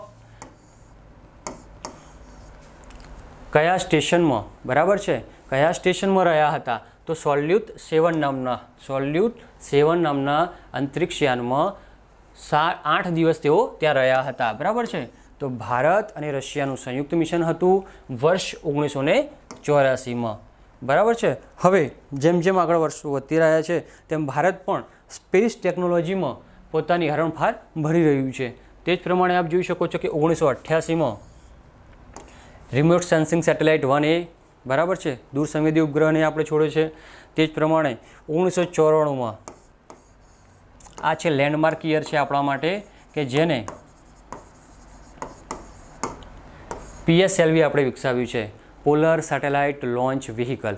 પોલર સેટેલાઇટ લોન્ચ વ્હીકલ દ્વારા વિદેશી ઉપગ્રહોને લોન્ચ વ્હીકલ પ્રક્ષેપણનો સફળતાપૂર્વક પ્રયોગ કર્યો છે. બરાબર છે. અત્યારે જે પણ રેવન્યુ છે આપણી ઇસરોની કે જે ડિપાર્ટમેન્ટ ઓફ સ્પેસની જે રેવન્યુ છે કે જે આંતરરાષ્ટ્રીય લેવલે આપણે લઈએ છીએ તે મહત્ત્વના જે PSLV અને GSLV આ જે 2 લોન્ચ વ્હીકલ છે તેના થકી જ આપણે આંતરરાષ્ટ્રીય બજારમાંથી નાણાં મેળવીએ છીએ કે જેમના કૃત્રિમ ઉપગ્રહોને આપણે એમની જે પ્રસ્થાપિત જે કક્ષા હોય તેમાં મૂકી આપીએ છીએ અને તેના દ્વારા આપણે રેવન્યુ પ્રાપ્ત કરીએ છીએ, બરાબર છે. હવે 1999ની વાત કરીએ તો PSLV દ્વારા વિદેશી ઉપગ્રહોની અવકાશમાં સ્થાપિત કરવાની શરૂઆત કરવામાં આવી, બરાબર છે. ત્યારબાદ 2001ની વાત કરીએ તો જે પ્રમાણે મેં આગળ કહ્યું છે તેમ PSLV અને GSLV, તો હવે આ GSLV જે છે Jio synchronous satellite launch vehicle પ્રક્ષેપણ યાન પણ હવે આપણે સફળતાપૂર્વક વિકસાવી દીધું છે, બરાબર છે. તો ભારત ધીમે ધીમે સ્પેસ ટેકનોલોજીમાં આગળ વધતું જાય છે, એની ટેકનોલોજી ઇમ્પ્રુવમેન્ટ કરતું જાય છે, બરાબર છે. અને હવે આવે છે 2001થી વર્ષ 2008 કે જેમાં આપણે ચંદ્રયાન 1નું સફળ પ્રક્ષેપણ કર્યું છે. પ્રથમ પ્રયત્ને જ ચંદ્રયાન 1નું આપણે સફળ પ્રક્ષેપણ કર્યું છે અને ઇન્ટરપ્લેનેટરી જે કહીએ એમાં આપણે સફળ રહ્યા છીએ, બરાબર છે. ત્યારબાદ 2008 બાદ વર્ષ 2013ની વાત કરીએ તો દુનિયાના ઘણા એવા દેશો હતા કે જેમણે પોતાની નેવિગેશન સિસ્ટમ વિકસાવી દીધી હતી, પરંતુ જ્યારે આપણે 1999ની વાત કરીએ, કારગિલ યુદ્ધની વાત કરીએ છીએ, ત્યારે આપણે જ્યારે સેના કારગિલ યુદ્ધ લડતી હતી ત્યારે આપણે દુનિયાના દેશોમાં સાથે વાટાઘાટો કરીને જે જાસૂસી જે સ્થળો છે એની માહિતી માગેલી હતી, બરાબર છે. પરંતુ તે વખતે જે પણ દેશો જોડે કે GPS હોય કે ગ્લોનાસ હોય કે જે પણ જે નેવિગેશનલ સેટેલાઇટ સિસ્ટમ હતી એમને આપણને તે સિસ્ટમ આપવાની ના પાડી, બરાબર છે. એટલે કે જે સ્થળો જે છે ત્યાંની જે માહિતી આપવાની આપણને ના પાડી હતી, તેના થકી જ ઇસરોએ એક મહત્ત્વનું મિશન ઉપાડ્યું કે આપણી પોતાની નેવિગેશન સિસ્ટમ હોવી જોઈએ, એટલા માટે થઈને વર્ષ 2013માં IRNS-1A ક્ષેત્રીય નેવિગેશન સેટેલાઇટનું PSLV C-22 polar satellite launch vehicle C-22 દ્વારા સફળ પ્રક્ષેપણ કરવામાં આવ્યું, બરાબર છે. સફળ પ્રક્ષેપણ કરવામાં આવ્યું. તો આ જે પ્રથમ ઉપગ્રહ આપણે છોડ્યો છે શાના માટે કે જે અત્યારે આપણે નાવિક વિકસાવી ચૂક્યા છીએ, IRNSS Indian regional navigational satellite system navigation with Indian constellation કે જે આપણા વડાપ્રધાન નરેન્દ્રભાઈ મોદી દ્વારા નામ આપવામાં આવ્યું છે, બરાબર છે. તો આ જ્યારે વર્ષ 2013માં તેનો સૌપ્રથમ ઉપગ્રહ છોડવામાં આવ્યો હતો અને અત્યાર સુધી આપણે 7 ઉપગ્રહોને સફળતાપૂર્વક લોન્ચ કર્યા છે કે જેમાં 3 જીઓ સ્ટેશનરીમાં અને 4 જીઓ સિન્ક્રોનસમાં લોન્ચ કર્યા છે. હવે ત્યાંથી આગળ જઈએ તો નવેમ્બર 2013માં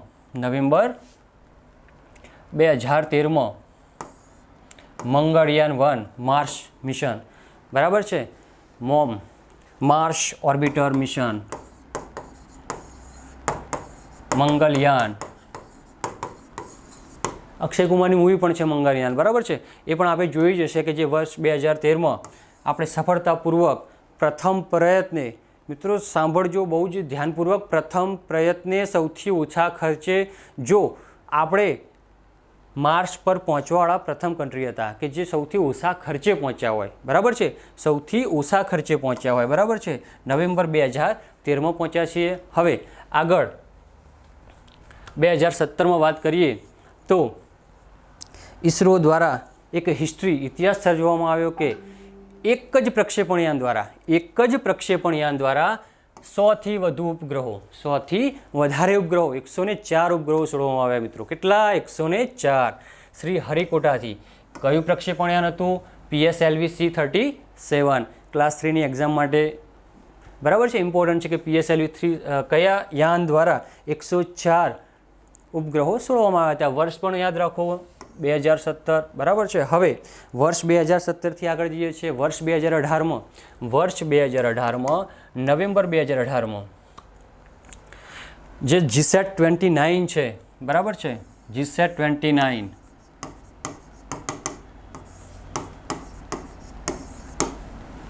ઉપગ્રહનું નામ છે કે જે GSLV Mark III દ્વારા ભારતનો સૌથી વધારે કહેવાય ને ભારે ઉપગ્રહ છે કે જે ભારતના પ્રક્ષેપણયાન દ્વારા પોતાના પ્રક્ષેપણયાન દ્વારા સફળતાપૂર્વક લોન્ચ કરવામાં આવ્યો. જુઓ અહીંયા શબ્દોની મારામારી છે. ભારતના પોતાના પ્રક્ષેપણયાન દ્વારા સૌથી ભારે કયો ઉપગ્રહ લોન્ચ કરવામાં આવ્યો છે? તો GSAT-29 છે. કયા યાન દ્વારા? GSLV Mark III દ્વારા. બરાબર છે. અને જો તમને પૂછે કે ભારતનો સૌથી વધારે ભારે ઉપગ્રહ કોના દ્વારા લોન્ચ કરવામાં આવ્યો છે તો કયો છે? તો આપ જોઈ શકો છો કયો છે? GSAT-11 છે. એનું વજન છે 5854 કિલોગ્રામ અને તે ફ્રેન્ચના ગુયાના સ્ટેશન પરથી લોન્ચ કરવામાં આવ્યો છે. બરાબર છે. તો હજુ આપણા પાસે એવી ટેકનોલોજી નથી કે જે 5000થી વધારે 5000 કિલોગ્રામથી વધારે જે સેટેલાઇટ હોય તેને આપણે પ્રક્ષેપણ યાનની મદદથી એની કક્ષામાં પ્રસ્થાપિત કરી શકીએ છીએ. બરાબર છે. હવે વર્ષ 2018 પતી ગયું. હવે આપણે વર્ષ 2019માં. તો વર્ષ 2019માં વાત કરીએ તો 22 જુલાઈ ચંદ્રયાન-2 GSLV Mark III M1 બરાબર છે દક્ષિણ ધ્રુવ બરાબર છે. અને ત્યાં લેન્ડર વિક્રમ દ્વારા જ્યારે આપણે લેન્ડ કરવાના હતા અને 2 કિલોમીટરની અરાઉન્ડ જ જે આપણો જે સંપર્ક છે તૂટી જાય છે.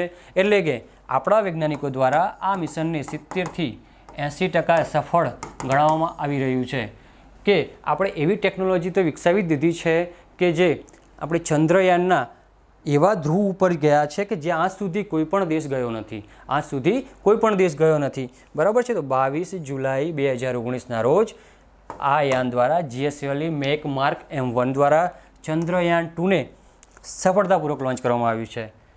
બરાબર છે. તો આ પ્રમાણે આપણી જે છે એ હિસ્ટ્રી હતી કે ભાઈ આપણે 1962થી ચાલુ કર્યું છે સ્પેસ ટેકનોલોજીમાં ધીમે ધીમે ધીમે ધીમે અને વર્ષ 2019-20 સુધીમાં આપણે સ્પેસ ટેકનોલોજીમાં જ કહીએ તો હરણફાર ભળી છે.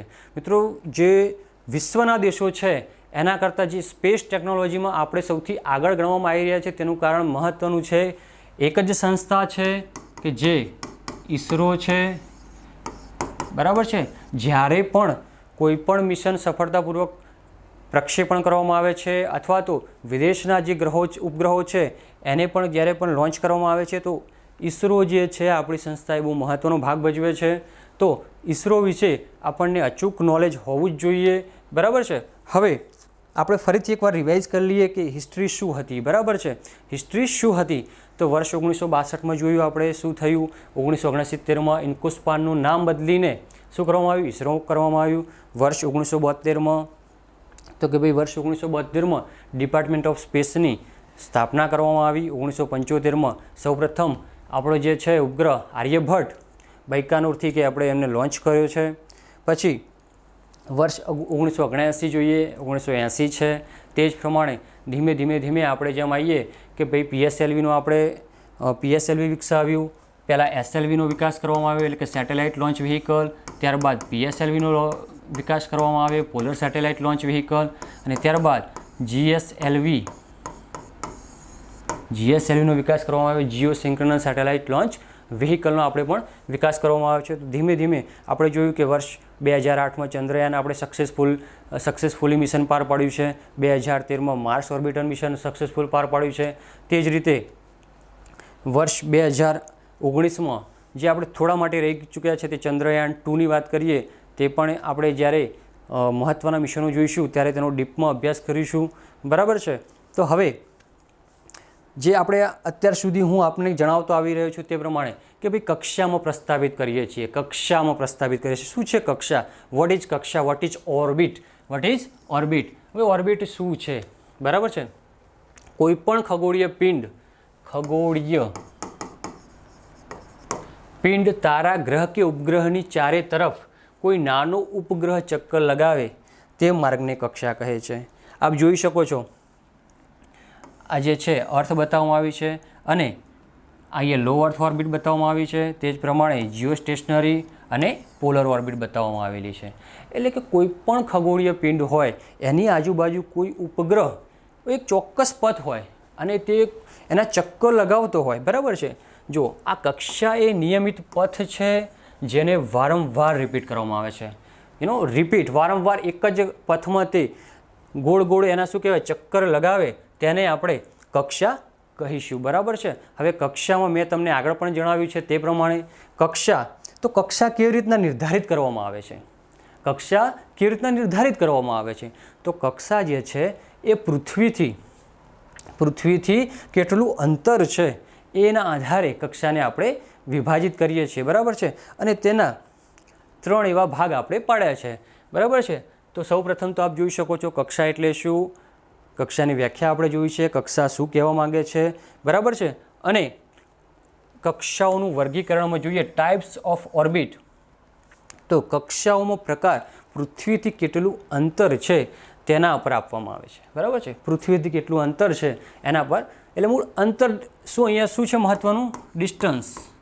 કેટલા ડિસ્ટન્સે તમે ઉપગ્રહને પ્રસ્થાપિત કરો છો એ પ્રમાણે તમારી કક્ષા નક્કી થાય છે.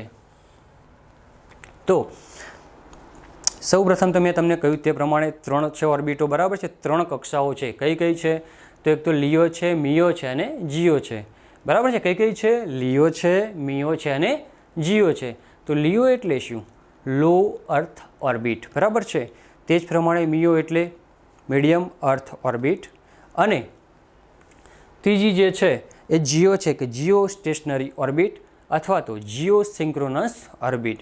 હવે સૌપ્રથમ આપણે લિયો એટલે કે લોઅર અર્થ ઓર્બિટ, નિમ્ન ભૂકક્ષા એટલે શું એનો આપણે અભ્યાસ કરીશું. નિમ્ન ભૂકક્ષા. હવે આની ઊંચાઈ કેટલી હોય છે, એનો આવર્તકાળ કેટલો હોય છે, તેમાં કયા કયા ઉપગ્રહો પ્રસ્થાપિત કરવામાં આવે છે, તેનું કાર્ય શું છે, શા માટે તે જ કક્ષામાં સ્થાપિત કરવામાં આવે છે, બીજી કક્ષામાં કેમ પ્રસ્થાપિત કરવામાં આવતા નથી. બરાબર છે. તેનું ડિટેલમાં આપણે અભ્યાસ કરીશું. તો સૌપ્રથમ જોઈએ તો પૃથ્વીથી કેટલું અંતર છે? 400થી 2000 કિલોમીટરની ઊંચાઈએ. 400 કિલોમીટરથી 2000 કિલોમીટરની ઊંચાઈએ જે કક્ષા છે તેને આપણે કઈ કહીશું? નિમ્ન ભૂકક્ષા. 400થી 2000 વચ્ચેની. બરાબર છે. એટલે કે 400 કિલોમીટરથી માંડીને 2000 કિલોમીટર સુધીનો જે પણ એરિયા જે છે એ લો અર્થ ઓર્બિટમાં આવે છે, નિમ્ન ભૂકક્ષામાં આવે છે. બરાબર છે. તો બીજું એક મહત્વનું છે કે જે આ કક્ષા જે છે એ જે પૃથ્વીનો જે ઉત્તર, આપણને ખબર છે પૃથ્વી ગોળ છે. બરાબર છે. અને એક નોર્થ પોલ છે, સાઉથ પોલ છે. હવે આ જે ઉત્તર અને દક્ષિણ ધ્રુવમાંથી પસાર થાય છે, ઉત્તર અને દક્ષિણ ધ્રુવ પરથી પસાર થતી હોવાથી એને આપણે પોલર ઓર્બિટ તરીકે પણ ઓળખીએ છીએ. પોલર ઓર્બિટ તરીકે પણ ઓળખીએ છીએ, એટલે કે ધ્રુવીય કક્ષા તરીકે પણ ઓળખીએ છીએ. કેમ ઓળખવામાં આવે છે? કારણ કે આ જે કક્ષા છે એ પૃથ્વીના નોર્થ અને સાઉથ પોલ એટલે કે ઉત્તર અને દક્ષિણ ધ્રુવમાંથી પસાર થતી હોવાથી તેને ધ્રુવીય કક્ષા તરીકે ઓળખવામાં આવે છે. બરાબર છે. હવે એનો જે આવર્તકાળ છે 90થી 180 મિનિટ છે. આવર્તકાળ એટલે શું? એટલે કે એટલા સમયગાળામાં પૃથ્વીનું એક ચક્કર લગાવવું. જે સમયગાળામાં પૃથ્વીનું એક ચક્કર લગાવે તેને તેનો આવર્તકાળ કહેવામાં આવે છે. બરાબર છે. તો એક દિવસમાં જ્યારે આ લિયો કક્ષામાં કોઈ પણ ઉપગ્રહ પ્રસ્થાપિત કરવામાં આવે તો તે કેટલા ચક્કર લગાવશે? 14થી 16 જેટલા ચક્કર લગાવે છે. કેટલા મિત્રો? 14થી 16 જેટલા ચક્કરો લગાવે છે. હવે આ વાત કરી આપણે કે ભાઈ લો અર્થ ઓર્બિટ, નિમ્ન ભૂકક્ષામાં. બરાબર છે. એ આપણે જોયું કે કેટલું અંતર હોય છે, એને પોલર ઓર્બિટ તરીકે ઓળખવામાં આવે છે. પરંતુ તેમાં કયા પ્રકારના ઉપગ્રહો, આપણો એમ શું છે કે ભાઈ આપણા જે ઉપગ્રહો છે તેને કઈ કક્ષામાં પ્રસ્થાપિત કરીશું તો આપણને શું ફાયદો થવાનો છે. બરાબર છે. તો એના માટે જે દૂર સંવેદી ઉપગ્રહો છે, દૂર સંવેદી રિમોટ સેન્સિંગ સેટેલાઇટ્સ. બરાબર છે. ફરીથી આવ્યો આપણા જોડે શબ્દ રિમોટ સેન્સિંગ સેટેલાઇટ, એટલે કે દૂર સંવેદી ઉપગ્રહો પ્રસ્થાપિત કરવામાં આવે છે. હવે એનું કામ શું છે? તો જે પૃથ્વી છે એની છબીઓ, એના ફોટોગ્રાફ્સ લેવા. બરાબર છે. એટલે એનાથી શું થશે કે આપણને જે પણ પૃથ્વી પર જે ખનિજો છે અથવા જે જમીન છે એની જે ડિટેલમાં આપણને માહિતી મેળવવી હોય તો એના માટે આપણે રિમોટ સેન્સિંગ સેટેલાઇટનો ઉપયોગ કરીએ છીએ. કયા સેટેલાઇટ?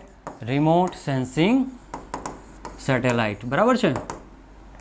તો ફરીથી આપ જોઈ શકો છો કે લોઅર અર્થ ઓર્બિટમાં કયા પ્રકારના આપણે ઉપગ્રહો પ્રસ્થાપિત કરીએ છીએ અને બીજું કે આ જે ઉપગ્રહો જે છે એ આપણા શું કામમાં આવશે, બરાબર છે, અને કેવા કેવા આપણે અત્યાર સુધી કયા કયા ઉપગ્રહો પ્રસ્થાપિત કરી ચૂક્યા છે એની પણ માહિતી છે. તો એ પણ જોઈ શકીએ છીએ. કાર્ટોસેટ આપણે મોકલેલો છે ઉપગ્રહ કે જે પૃથ્વીના નકશા બનાવવા માટે, આપણા જે છે ભૂભાગના જે નકશા બનાવવા માટે ઉપયોગી છે, બરાબર છે. તે જ પ્રમાણે IRS શ્રેણીના ઉપગ્રહોની વાત કરીએ છીએ. તે જ પ્રમાણે ઓશિયન સેટ કે જે સમુદ્રોની જે માહિતી છે એના માટેનો આપણે ઉપગ્રહ મોકલેલો છે. મેઘાટ્રોપિક્સ તે પણ સમુદ્ર રિલેટેડ છે. હાઇસિસ અને એમિસેટ ઇમેજ સેટેલાઇટ છે. ઇમિસેટ જે છે ઇમેજ સેન્સિંગ સેટેલાઇટ છે, બરાબર છે, કે જે ઇમેજ થ્રુ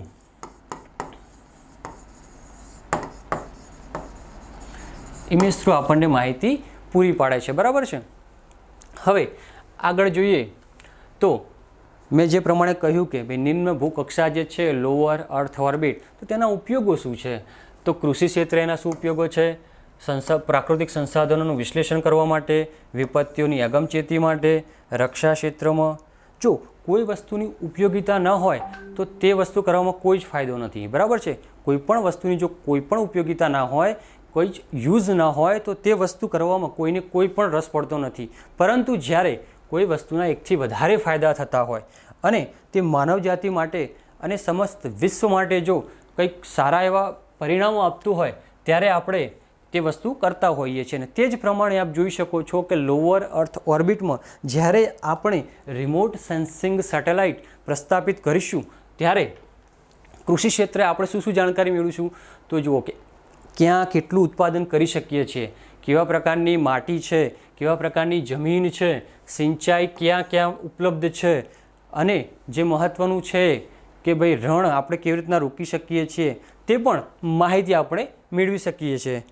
એ ક્યારે પોસિબલ છે કે જ્યારે આપણે રિમોટ સેન્સિંગ સેટેલાઇટ લો અર્થ ઓર્બિટમાં પ્રસ્થાપિત કર્યા હોય અને તે જે આપણો ભૂભાગ છે કે જે આપણો ઇન્ડિયન જે રિજિયન છે, ભારતનું જે ભૂભાગ છે એમાં એના જે ફોટોગ્રાફ્સ પાડીને જે આપણા સુધી જે માહિતી મોકલાવે છે તેનાથી આપણને મદદ મળશે, બરાબર છે. આ કૃષિ ક્ષેત્રની વાત થઈ.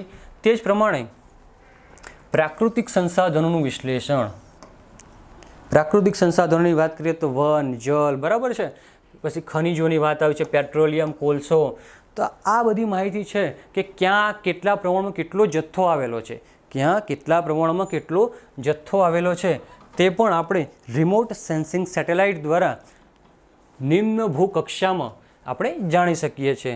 તે જ પ્રમાણે ડિઝાસ્ટર મેનેજમેન્ટ કે જ્યારે કોઈ પણ વાવાઝોડું આવવાનું હોય, બરાબર છે, જો એની આપણને અગમચેતી હોય તો જે હોનારત થવાની છે એનાથી આપણે ઓછી કરી શકીએ છીએ, બરાબર છે. દાખલા તરીકે આપ જોઈ શકો છો કે અમ્ફાન જે વાવાઝોડું આવ્યું હતું, બરાબર છે, તો આપણને ખબર છે કે ભાઈ આટલા કિલોમીટર પ્રતિ વેગથી આટલી હવા ફૂંકાવાની છે. તેના કારણથી આપણે જે કોસ્ટલ એરિયા છે, કોસ્ટલ એરિયાથી જે લોકો ત્યાં રહે છે એમને ત્યાંથી આપણે દૂર કરી શકીએ છીએ અને ત્યાંથી આપણે જે જાનહાનિ અને જે માનનું નુકસાન છે એ પણ આપણે ઓછું કરી શકીએ છીએ, બરાબર છે. તો મહત્ત્વનું થઈ પડે છે કે જ્યારે ડિઝાસ્ટર મેનેજમેન્ટની વાત આવે છે ત્યારે આ રિમોટ સેન્સિંગ સેટેલાઇટ બહુ મહત્ત્વના છે. તે જ પ્રમાણે રક્ષા ક્ષેત્રમાં, બરાબર છે, કે જ્યારે આપણને ખબર છે કે આપણે જે ભારત દેશ છે એમાં ભારત જમીન તેમજ જલ બંને આંતરરાષ્ટ્રીય સરહદો ધરાવે છે અને આપણા સારા એવા પાડોશી દેશો પણ છે કે જે આપણી હેલ્પ કરે છે વારંવાર યુદ્ધ કરવામાં, બરાબર છે. તો એ માટે જાસૂસી માટે સીમા ક્ષેત્રમાં થતી હલચલ પર નજર રાખવી હોય, હમણાં જ આપણને ખબર છે LAC વિવાદ છે લદ્દાખમાં ચાલી રહ્યો છે, બરાબર છે. તે જ પ્રમાણે પેલું પોંગસંગ લેક જે છે એનો વિવાદ પણ હમણાં બહુ ચર્ચામાં છે. તો આ જે બધા જે વિવાદો થતા હોય છે તો જે એની જે સેટેલાઇટ જે ઇમેજ છે, ઇમેજ પરથી નક્કી થતું હોય છે કે કોણ કેવી હલચલ કરી રહ્યું છે. જે LACનો વિવાદ થયો છે અને જે પોંગસંગ લેકની વાત કરું છું,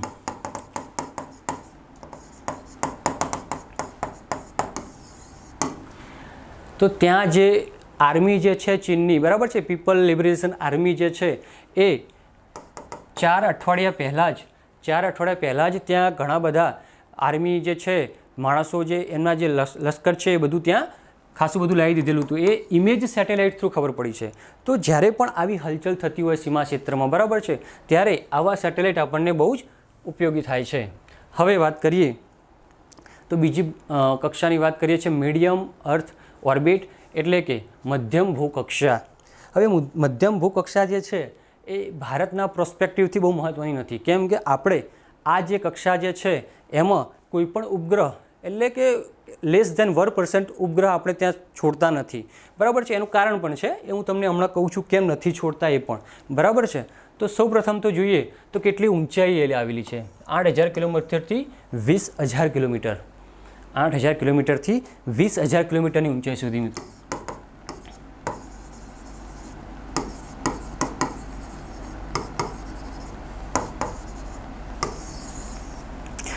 8,000 કિલોમીટરથી 20,000 કિલોમીટર સુધીની ઊંચાઈના સુધીને મધ્યમ ભૂકક્ષા તરીકે ઓળખવામાં આવે છે.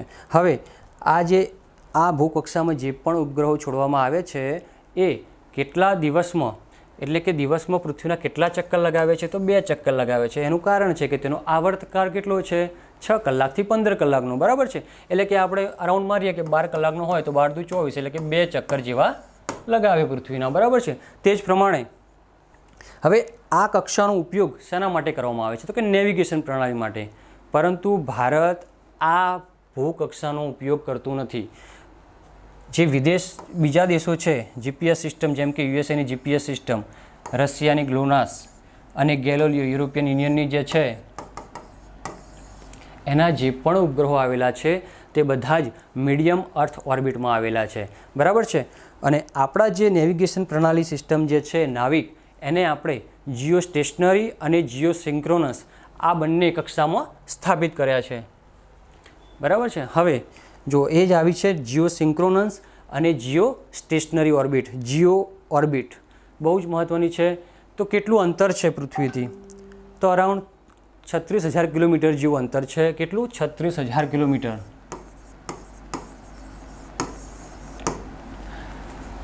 એને જો જીઓ સ્ટેશનરી એટલે કે ભૂસ્થિર કક્ષા અને જીઓ સિન્ક્રોનસ એટલે ભૂતુલ્યકાલિક કક્ષા, બરાબર છે. ફરીથી જો આપ જોઈ શકો છો, જીઓ સિન્ક્રોનસ એટલે કે ભૂતુલ્યકાલિક કક્ષા અને જીઓ સ્ટેશનરી એટલે કે ભૂસ્થિર કક્ષા. એની ઊંચાઈ બાબતે આપણે વાત કરી તે પ્રમાણે 36,000 કિલોમીટરની ઊંચાઈ એ, બરાબર છે. એનો આવર્તકાળ મહત્ત્વનું છે. આવર્તકાળ કેટલો છે? 24 કલાક છે. અને 24 કલાક હોય તો પૃથ્વીનો આવર્તકાળ કેટલો છે? 24 કલાક છે, બરાબર છે.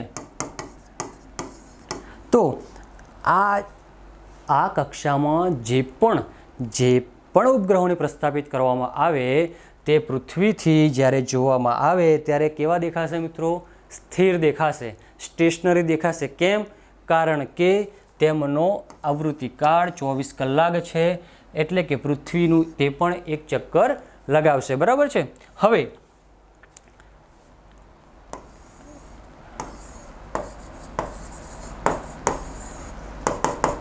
પૃથ્વીનો અને આ કક્ષામાં સ્થાપિત ઉપગ્રહોનો આવૃત્તિકાળ સમાન હોવાથી પૃથ્વી પરથી ઉપગ્રહ સ્થિર નજરે પડે છે. કેવો નજરે પડે છે મિત્રો?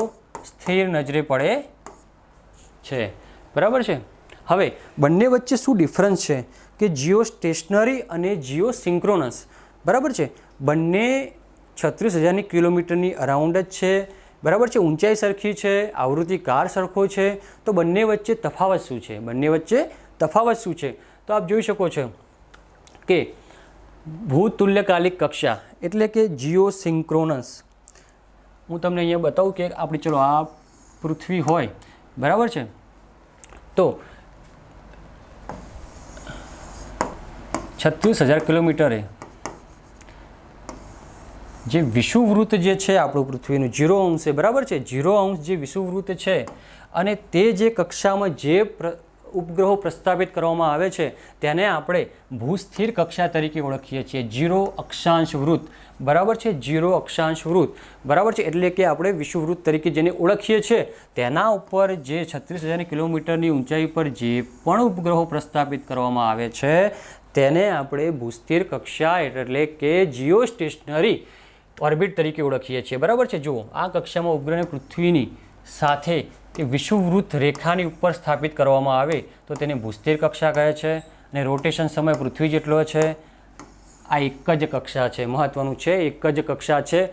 જીઓ સ્ટેશનરી માત્ર ને માત્ર 1 ઓર્બિટ છે, જ્યારે ભૂતુલ્યકાલિક એટલે કે જીઓ સિંક્રોનસ એટલે કે અહીંયા એકથી વધારે હશે અને ઇન્ક્લાઇન્ડ એંગલ હશે એટલે કે વિષુવવૃત્ત સાથે કોઈ કોણ બનાવતું હશે. બરાબર છે. આ કક્ષામાં ઉપગ્રહો 0 અક્ષાંશ સિવાય બીજા અક્ષાંશ પર હોય તો તેને ભૂતુલ્યકાલિક કક્ષા કહે છે. બરાબર છે. એટલે કે વિષુવવૃત્ત સાથે કોઈ એંગલ બનાવતા હશે. બરાબર છે. રોટેશન સમય ખબર છે પૃથ્વી જેટલો જ છે અને એકથી વધારે કક્ષા ઉપલબ્ધ છે. કેમ? કારણ કે તે વિષુવવૃત્ત સાથે ઘણા બધા એંગલ બનાવીને તેમાં આપણે ઉપગ્રહોને પ્રસ્થાપિત કરી શકીએ છીએ. બરાબર છે. હવે આ બંને જે કક્ષા આપણે જોઈ, બરાબર છે, એનો ઉપયોગ શું છે? તો દૂરસંચાર ઉપગ્રહો.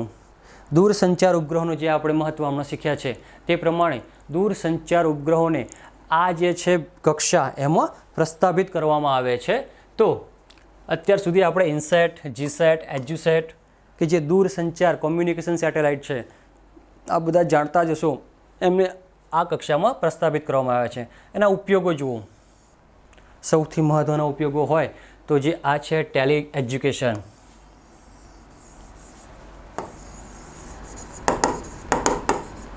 COVID-19 pandemic and tele educations. Okay. Telemedicines, નવીન શોધો માટે, મોસમનું પૂર્વાનુમાન માટે, ક્ષેત્રીય નેવિગેશન પ્રણાલી. આપણે જેમ કહ્યું તેમ IRNSS આપણી પોતાની નેવિગેશન પ્રણાલી. બરાબર છે. તે જ પ્રમાણે સેટેલાઇટની મદદથી ટેલિવિઝન અને મોબાઈલ દ્વારા. એટલે કે સેટેલાઇટની મદદથી આપણે ટેલિવિઝનની જે વાત કરીએ, ટેલિવિઝનમાં જે ક્રાંતિ આણી છે તે પણ આપણે ઇનસેટ ઉપગ્રહો જે છે, ઇનસેટ, તેના દ્વારા જ આપણે ક્રાંતિ આણી છે. બરાબર છે. તો આ જે છે, હવે બીજી એક કક્ષાની વાત કરી લઈએ જરા, કે સન સિંક્રોનસ ઓર્બિટ, સૂર્ય તુલ્યકાલિક કક્ષા, સન સિંક્રોનસ ઓર્બિટ. આ એક પ્રકારની નિમ્ન ભૂકક્ષા જ છે, પરંતુ આને કેમ સન સિંક્રોનસ ઓર્બિટ કહેવામાં આવે છે? કારણ કે આ કક્ષામાં જે પણ ઉપગ્રહોને પ્રસ્થાપિત કરવામાં આવે છે તેને હંમેશા સૂર્યપ્રકાશ મળે તે પ્રમાણે પ્રસ્થાપિત કરવામાં આવે છે. હંમેશા સૂર્યપ્રકાશ મળે તે પ્રમાણે પ્રસ્થાપિત કરવામાં આવે છે કે જેથી તેની એનર્જી જે છે, ઉપગ્રહને જે એનર્જી છે, જે ઈંધણ છે એ ઓછું લઈ જવું પડે અને તેનો જે કાર્યકાળ જે છે એ વધી જાય. બરાબર છે. તો આપ જોઈ શકો છો કે આ કક્ષામાં સ્થાપિત ઉપગ્રહની ઊંચાઈ અને કોણ એવી રીતે રાખવામાં આવે છે કે આ કક્ષામાં રહેલને ઉપગ્રહ હંમેશા સૂર્યનો પ્રકાશ મળતો રહે છે. બરાબર છે. અને આવૃત્તિકાળ તો 24 કલાક છે. અને આ કક્ષામાં કયા રિમોટ સેન્સિંગ, દૂર સંવેદી ઉપગ્રહોને પ્રસ્થાપિત કરવામાં આવે છે. હવે જે ટ્રાન્સપોન્ડર છે, બરાબર છે, તો આપણે અત્યારે જે જોયું છે બધી ઓર્બિટર કક્ષાઓ કઈ કઈ છે એ જોઈ છે. હવે જે ઉપગ્રહોમાં જે વસ્તુઓ વપરાય છે, જે ટ્રાન્સપોન્ડર છે, જે પણ એમાં જે મહત્ત્વના જે પાર્ટ્સ જે છે એની વાત કરીએ તો સૌપ્રથમ ટ્રાન્સપોન્ડરની વાત કરું તો ટ્રાન્સપોન્ડર એટલે કે ટ્રાન્સ રિસીવર સિસ્ટમ હોય છે. એમાં ટ્રાન્સ એટલે ટ્રાન્સમિટ કરવું અને રિસીવર એટલે કે રિસીવ કરવું. ટ્રાન્સપોન્ડરમાં ટ્રાન્સમીટર અને રિસીવર બંને આવેલા હોય છે કે જેનું કામ કોઈ પણ જે આપણા જે તરંગો હોય અથવા જે સિગ્નલ હોય એને ટ્રાન્સમિટ કરવાનું તેમજ રિસીવ કરવાનું બંને કાર્ય કરે છે. અને તેમાં બીજા કયા કયા ઉપકરણો લાગેલા હોય છે ટ્રાન્સપોન્ડરમાં? તો તેમાં એમ્પ્લીફાય કરવા માટે એમ્પ્લીફાયર હોય છે, તેમજ ફિલ્ટર કે જે આપણને જે સિગ્નલ મળે છે, આપણને ખબર છે જ્યારે પૃથ્વી પરથી કોઈ સિગ્નલ મોકલવામાં આવે છે, બરાબર, તો તે જે લો સિગ્નલ હોય એને પહેલાં તો તેની આવૃત્તિ વધારવામાં આવે છે, એટલે કે તેને એમ્પ્લીફાય કરવામાં આવે છે. હવે એમ્પ્લીફાય કરવા માટે શું જોઈએ? એમ્પ્લીફાયર જોઈએ. તો એમ્પ્લીફાયર તેમાં લગાવેલું હોય છે અને જે એમ્પ્લીફાયર છે, એમ્પ્લીફાયર કર્યા બાદ એ જે સિગ્નલો છે એને ફિલ્ટર કરવામાં આવે છે. એમાં જે નોઇઝ હોય છે એને દૂર કરવામાં આવે છે અને ત્યારબાદ તેને ફરીથી પૃથ્વી ઉપર મોકલવામાં આવે છે અને જે મોટું જે રિજિયન હોય છે, મોટું જે ક્ષેત્ર હોય છે તેમાં પહોંચાડવામાં આવે છે. બરાબર છે. હવે એનું કાર્ય જોઈ શકીએ છીએ. શું થાય છે? તેનું કાર્ય પૃથ્વી પરથી આવતા ઓછી આવૃત્તિવાળા માહિતીને ગ્રહણ કરી તેને એમ્પ્લિફાય એટલે કે તેની આવૃત્તિમાં વધારો કરી આવી માહિતીને પૃથ્વી પર ફરીથી ટ્રાન્સમિટ કરવામાં આવે છે. બરાબર છે. અલગ અલગ આવૃત્તિ બેન્ડ પર અલગ અલગ ટ્રાન્સપોન્ડર લાગેલા હોય છે. ટ્રાન્સપોન્ડર એટલે અલગ અલગ હોય છે, જે પ્રકારની આવૃત્તિ હોય એ પ્રમાણેના ટ્રાન્સપોન્ડર બનાવવામાં આવે છે. હવે ડિશ એન્ટેનાની વાત કરીએ કે જે આપણા ઘરમાં હોય છે. બરાબર છે. જે આપણે ડિશ લગાવેલી હોય છે, દાખલા તરીકે એરટેલની છે કે કોઈ પણ હોય. બરાબર છે. તો એ શું છે? એ માત્ર રિસીવર છે. એ કોઈ પણ સિગ્નલ ટ્રાન્સમિટ કરતું નથી, માત્ર રિસીવ કરે છે કે જે સેટેલાઇટ દ્વારા જે સિગ્નલ મોકલવામાં આવે તેને માત્ર ને માત્ર તે રિસીવ કરે છે. તે જ પ્રમાણે મોબાઈલની વાત કરીએ તો મોબાઈલ શું કરે છે? તો મોબાઈલમાં બંને વસ્તુ હોય છે, ટ્રાન્સમીટર બી હોય છે અને રિસીવર પણ હોય છે. એટલે કે તે સિગ્નલને મોકલે પણ છે અને તે સિગ્નલને કેચ પણ કરે છે. બરાબર છે. રિસીવ પણ કરે છે. હવે આપણે જોયું કે જેમ અલગ અલગ આવૃત્તિ બેન્ડ પ્રમાણે અલગ અલગ ટ્રાન્સપોન્ડર હોય છે. તો હવે આ આવૃત્તિ બેન્ડ કેટલા છે? બરાબર છે. કેટલા આવૃત્તિ બેન્ડ છે અને આપણે ભારતમાં કઈ આવૃત્તિ બેન્ડનો ઉપયોગ કરીએ છીએ? તો સૌ પ્રથમ જોઈએ તો આવૃત્તિ બેન્ડની વાત કરીએ તો એલ બેન્ડ છે, એસ બેન્ડ, સી, એક્સ, કુ, કે અને કા બેન્ડ. બરાબર છે. આટલા બેન્ડ જે છે એ આપણા ઉપયોગમાં લેવાય છે અને સૌથી વધારે ભારત માટે જો કોઈ બેન્ડ મહત્ત્વનો હોય તો તે કુ બેન્ડ છે કે જેની આવૃત્તિ 12 ગીગાહર્ટ્ઝથી 18 ગીગાહર્ટ્ઝ છે. કેટલી છે? 12 થી 18 ગીગાહર્ટ્ઝની છે. બરાબર છે. એટલે હવે આ અલગ અલગ આવૃત્તિવાળા ટ્રાન્સપોન્ડર બનાવવામાં શું ફાયદો થાય છે? તો એક વસ્તુ છે, જેમ એની આવૃત્તિ વધારે તેમ તે ભૌગોલિક ક્ષેત્ર વધારે કવર કરે છે. જેમ તેની આવૃત્તિ વધારે તેમ તે ભૌગોલિક ક્ષેત્ર વધારે કવર કરે છે. એટલે કે જો તમે એલ બેન્ડનું ટ્રાન્સપોન્ડર વાપરો તો તે 1 to 2 ગીગાહર્ટ્ઝ. બરાબર છે. એટલે કે ઓછું ભૌગોલિક ક્ષેત્ર કવર કરે છે. તે જ પ્રમાણે જો આપ કુ બેન્ડનો ઉપયોગ કરો છો તો તે 12 થી 18 ગીગાહર્ટ્ઝ એટલે કે તેનાથી 6 ગણું જે ભૌગોલિક એરિયા છે એને કવર કરે છે. બરાબર છે. તો જેમ ટ્રાન્સપોન્ડરની આવૃત્તિ આધારે તેમ ભૌગોલિક ક્ષેત્ર વધારે કવર કરે છે. ભારતના ઉપગ્રહ કાર્યક્રમમાં મોટે ભાગે કયા બેન્ડનો ઉપયોગ કરવામાં આવે છે? કુ બેન્ડનો ઉપયોગ કરવામાં આવે છે. બરાબર છે. તો મિત્રો આપણે જે અત્યાર સુધી જોયું છે, બરાબર છે, હવે આગળ પ્રક્ષેપણયાન ટેકનોલોજી, બરાબર છે, મહત્ત્વની છે જે પ્રક્ષેપણયાન ટેકનોલોજી કે જે એસએલવી, પીએસએલવી, જીએસએલવી તે જોઈશું. ત્યારબાદ ભારતના મહત્ત્વના મિશનો કે જે ચંદ્રયાન 1 હોય, 2 હોય, 3 હોય કે પછી મંગલયાન હોય, પછી ત્યારબાદ આપણે આદિત્ય L1ની ચર્ચા કરીશું. તેમજ જે આપણી નેવિગેશનલ પ્રણાલી છે IRNSS, તેમજ ગગન અને સ્પેસ ડેબ્રીઝ અંતરિક્ષ કચરાની પણ આપણે ડિટેલમાં અભ્યાસ કરીશું. થેન્ક યુ મિત્રો. આપ સૌનો આભાર.